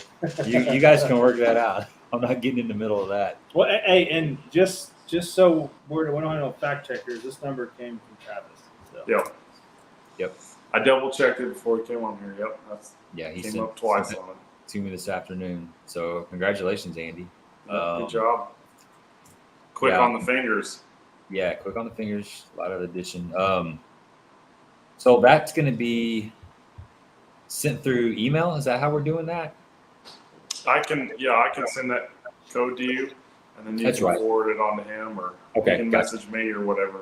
Yeah, because I know Andy, so I'll send that over to you, Andy, tomorrow or something. But yeah, that's nice. That's a good giveaway, man. So shout out to Jordan for making that happen. I mean, that's $75 is a solid. Right, that's what we were talking about earlier. I mean, this is a game of ounces, right? Yep. It's a game of ounces. Yep, 100%. I like Will's guess, and I bet Travis does too. Yeah, that's next year. Next year, yeah. Preemptively guessing for little baby steps. Yep. So you gonna travel with the same group of guys next year? Is that the plan, or? At least one of them, Connor. He's all in on it. Yeah. Okay. So, met him at Clark's Hill, and we traveled together ever since then. Hopefully, going to travel with Scotty again. That's who I started the year out with, and he's a great guy. And he's back and forth on whether he's going to fish the same circuit next year or he's going to go another direction. But we'll see. Hopefully, we can. Connor and I, we've been kind of like, Scotty, we're going to come kidnap you, and we're dragging you to these tournaments. So yeah. Well, that means a lot. Like having the right group of guys to travel with. Oh, absolutely. Because, and like we said before, 3 days is not very much to break down these lakes, and being able to talk to one another. Like that spot that I fished at Clark's Hill, 100% fished that because of Scotty, because we were talking in practice, and he was catching some, and I was like, man, I fish in places, we're just communicating and in practice. I'm like, dude, I fish in places, but I haven't been really getting that many bites. Like, where are you fishing at? And he was like, here, I'm in this creek. Come find me, and I'll show you what I'm talking about. So I, ran over there, found him, and he pointed on my graph, and he was like, all right here, put a waypoint. He was like, go right here. He's like, you can fish this if you want to or whatever. And I'm like, no, I don't even need to fish it. I just want to get a visual on it, And so, having someone like that, trusts you fully. And he was like, offered for me to go catch a fish there on this spot that he's planning to fish in the tournament. It's hard to find guys like that, because there are a lot of people that, you can share information with, and they take that information and use it for their benefit, and may, hurt you in the end or whatever. But I ran to that spot that he put a waypoint on my graph, and I was like, okay, so that's what it looks like. And went back and, I've been fishing different areas of the lake, and I was like, I looked at my trail and I was like, dang, I didn't go far enough back there. And I made a waypoint on this other spot, and got back to the house later that night, and I walked in the door and I told Scotty, I'm like, hey, I haven't been going far enough. I'm like, look at this spot. He was like, yeah, that's it. And I'm like, yeah. And had he, not shown me, not communicated with me, like, hey, this is like what I'm fishing, this or this, not like what I'm fishing, this is what I'm fishing, like, go here and look at this, may not have ever happened the way it did. But absolutely having a group of guys that you can talk with, and also like having a good mindset about things, like, hey man, I got a 191.5, but having guys that are like, yeah, I'm catching some this way, I think this is good, but I think that this might be better, or whatever, and just being able to bounce ideas off of people's heads and work together, I mean, helps a tremendous amount, no doubt. Well, most of the time you're not looking for, like, at that level, you're not asking Connor, like, I need 3 waypoints to go fish tomorrow. Right. What are you targeting? What is more productive for you? And he's going to ask you the same questions, like, let's eliminate, we got 4 heads together, let's eliminate water. Right. That's going to benefit everybody, because that's no different than the conversation we started this live stream out with. And that when we were talking about having 2 people in the boat, doing different baits, you figure things out quicker. That's the same concept. It's just expanded. Well, like you said, if Scotty would have never went back to the back section of that, you got somebody maybe fishing main lake, somebody fishing the first half, and then somebody fishing back. You guys do that for a day. Especially if you break down just a certain section of the lake. So you pick a 10,000 acre section of the lake and do that, you can really cover some ground quickly. Where if you were to do that by yourself, it's going to take all 3 days just to kind of figure that out. And then once you figure that, what areas of the pockets or the main lake or whatever the fish are using, you guys can go run that. Everybody can go run that separately and go find their own stuff. Right. And it kind of helped out. Like, so Scotty, he's got a background in grass fishing. He's fished a lot of Rayburn and Toledo and Texas lakes. And so, when we would go to a place, he's like, hey, I'm looking for the grass. I'm trying to figure this out. And, to where Connor and I might have been like, I'm not worried about that. I'm trying to, like at Potomac, Scotty's like, I'm going grass fishing, all this. And, I was like, screw the grass. I'm going to flip boat docks and fish hard cover. Like, this tide's going to be, confusing enough. I'm not worried about the grass. And then, through talking with them, they're like, man, you got to try some of this grass. And I just happened to find a little spot in the grass and milked it for what it was worth and got a check out of it. But yeah, I mean, having a couple guys that you can travel with and talk with, I mean, it's absolutely critical. And I mean, if you don't have somebody like that or some friends like that, and there's other guys that I don't travel with that I talk with and communicate with, and we'd be like, hey, what do you think about this?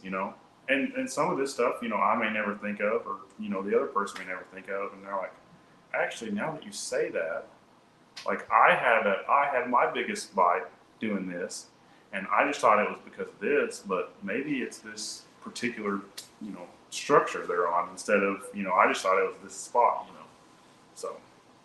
Yeah, man, there's so many pieces of the puzzle, and it's like, if you nailed it. I mean, if you show up at a lake that's heavy on the docks, you and Connor have an advantage, right? And that's something. Yeah, we're like, hey, and not to say that Scotty is from around here, so he fishes up docks and stuff. But yeah, it's like, when we go to those lakes, he seeks out the grass, whereas Connor and I may shy away from the grass and not want to deal with it. And if the grass is like, hey, Scotty's like, hey, it's gonna happen in the grass. Like, you guys can beat your head in these docks, but like, you're giving money to all these people in the grass. Like, that's something that you're able to bounce ideas off of and figure things out. Like you said, every person the 3 of us, we figure stuff out 3 times faster by communicating and talking stuff through and figuring that kind of stuff out. So Will wants a consolation prize. Good job. Tell you what, Will. Maybe send me your address, and I'll put something together for you. Will doesn't need anything. Well, he gets $3.92. Why would he get a consolation prize? Will's one of my good buddies. I'm actually going to be in his wedding coming up in a couple months. So, how about a bag of used soft plastics from Travis on its 2023 Invitational season? I was going to say, I can come up with a bunch of them in the bottom of the boat right now. I haven't cleaned the boat out in a while. Will knows I'm my organization in the boat's pretty terrible. He's picked some baits out of the bottom of the boat before, so I could probably scrape through the trash can. I actually just cleaned my boat out today. I've got to get it ready to post it and sell it. My new boat just came in, so they're still in the trash can. I'll go pick a pile out, and that'll be my wedding present for Will. What boat are you selling? 2019 Bass Cat Puma. It's kind of a cool story. My dad and we actually won it in the Owner's Invitational on Beaver Lake that Bass Cat put on, and that's been the boat that I've ran for the past 4 years, and it's been an incredible boat. I don't know that there's a more fish catching boat out there. I mean, from the time we had that thing and put it, my dad, he won the first tournament in it. Like 2 months after I got it, I caught a 7.5 pounder or 7.25 at Fork. I've won 3 singles tournaments on Beaver with it. I qualified for the Invitationals with it. Drew and I won an Anglers in Action in it. Got second in another Anglers in Action. I mean, it's a hot boat. That boat is straight money, yeah. And my dad, he actually won another boat, the boat he has now, out of that boat that we won. Up at the Big Bass Tour on Table Rock, caught a 802. I saw that. I was looking through your Facebook feed, and I saw that giant. Not this year, but the year before. Yeah, and a kind of a cool story about that. So they have a rule that like you can't win X amount of money or you're ineligible for it to keep it, a true amateur tournament, which is cool. And so I told them the night before, I said, hey, it's supposed to be cloudy and windy. They really like this colored jerkbait up there on Table Rock. I said, it's looks like nothing out there, but I was like, for whatever reason, they eat it. And so I've been, it's PM Twilight is the Spromic stick. Oh, yeah. It's snow. Yeah. Just gaudy yellow bait. And he's like, this thing? And I'm like, trust me. So anyway, I'm texting him, all day long. We both, whenever he's fishing tournament or whatever, we're both living vicariously through the other one. And he calls me at like 3:05. I think the last weigh-in was like 3 o'clock. And I said, well, it's a pretty tough day, huh?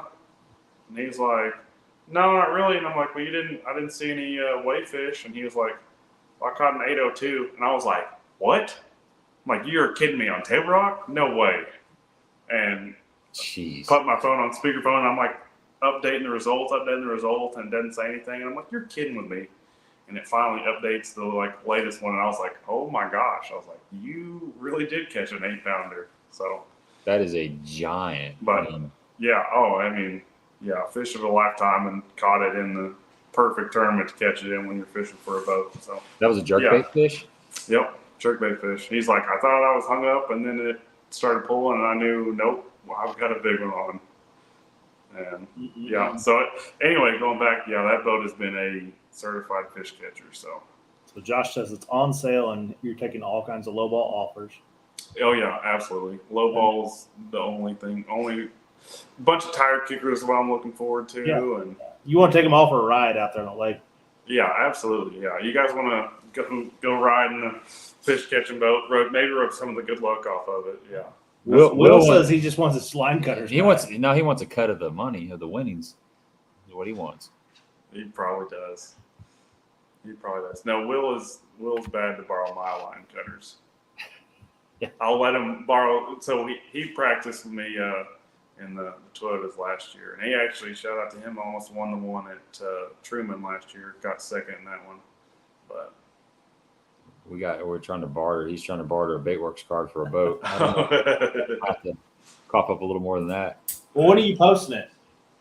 I'll probably post it in the next day or so. Okay, cool. So it'll be on my Facebook page. So yeah, I'll share it on my feed too.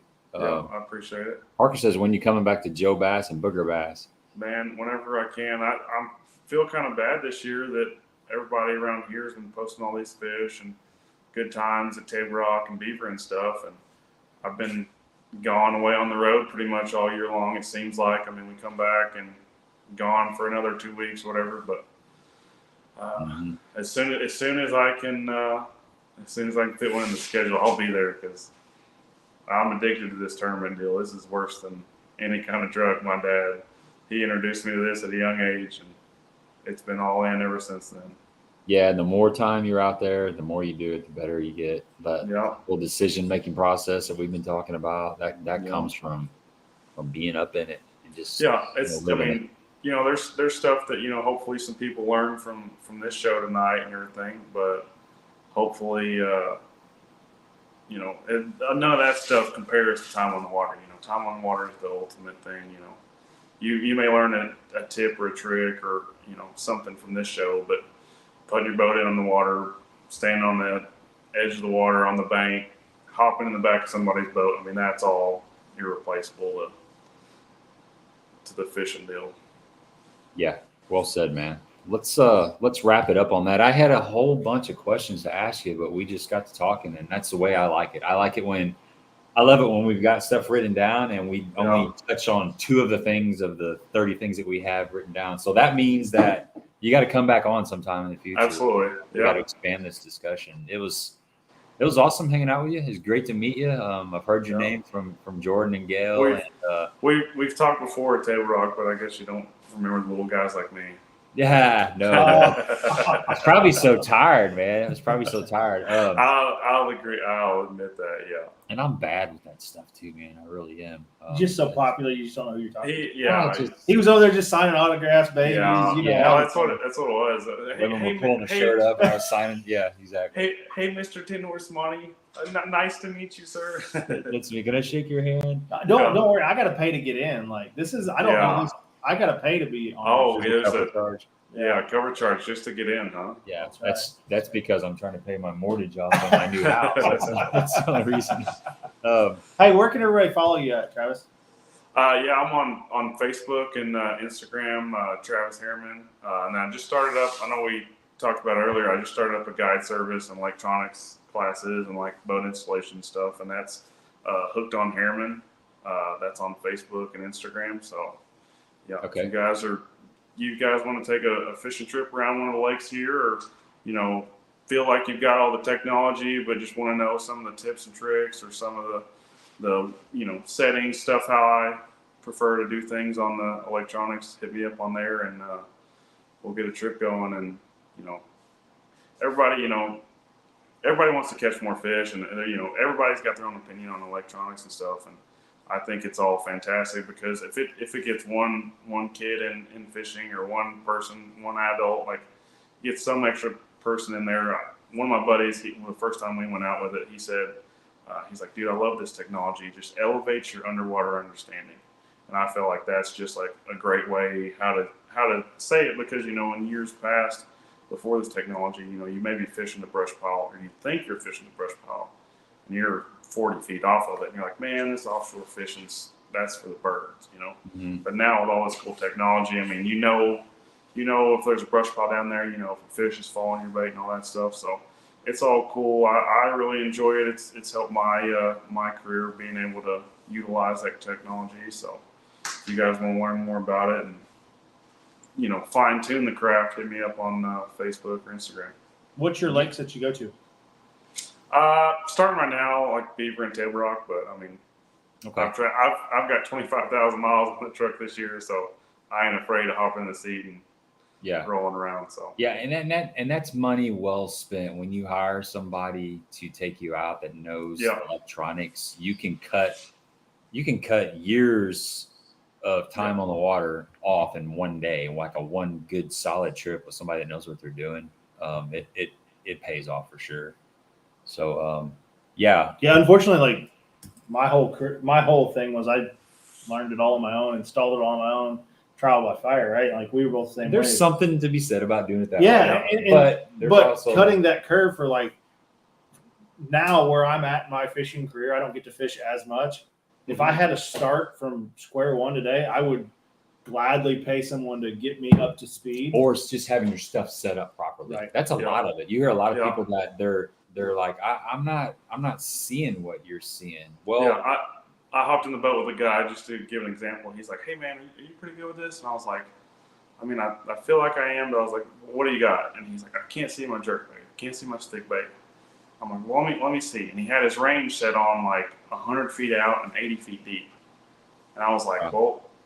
you know, to put it into hunting terms, I'm like, you're trying to, you know, shoot at a deer 200 yards out in the field with your scope on 3-power. I'm like, you gotta dial that stuff in. He's like, man, I've spent days out here trying to figure this thing out. And he's like, I never even thought about something like that.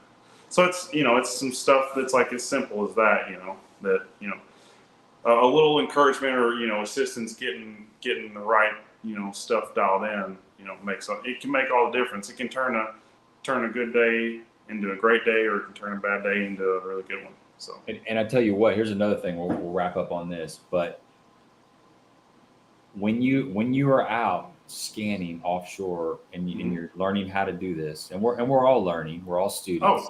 you learn something every single day. I mean, that's like, I've spent no telling how many hours looking at it, and every single day I go out there, I'm like, oh, that's okay. That's how you do that, or, you know, something like that. Sorry to interrupt. Yeah. No, you're 100% right. But if you haven't experienced what you need to see before you stop, you just don't quite know. Like if you go out in the boat, I remember I've seen it quite a few times now over the years, but like when I fished with Ron over in Egypt, recently, the last couple of years, and he showed me a couple different sneaky ways to see these schools of bass. I'm looking for the picture perfect shot. It's not always like most of the time it's not like that. There's a lot of shadows that you're looking for. There's little sneaky things, but being in the boat with somebody that knows the lake really good that you're on, knows the areas and knows what you're looking for, and you see that picture on the graph, and then you put your trolling motor in the water and you catch fish, that's priceless. The confidence you gain from seeing that picture. And then once you see that a couple times and you get feedback, you catch some fish, you're like, okay, that's fish, but I don't really know that that's fish until I catch them. And you actually catch those fish. You start putting 2 and 2 together, and then you take that information and knowledge that you gain on the, you know, from being in the boat with somebody that knows what they're doing.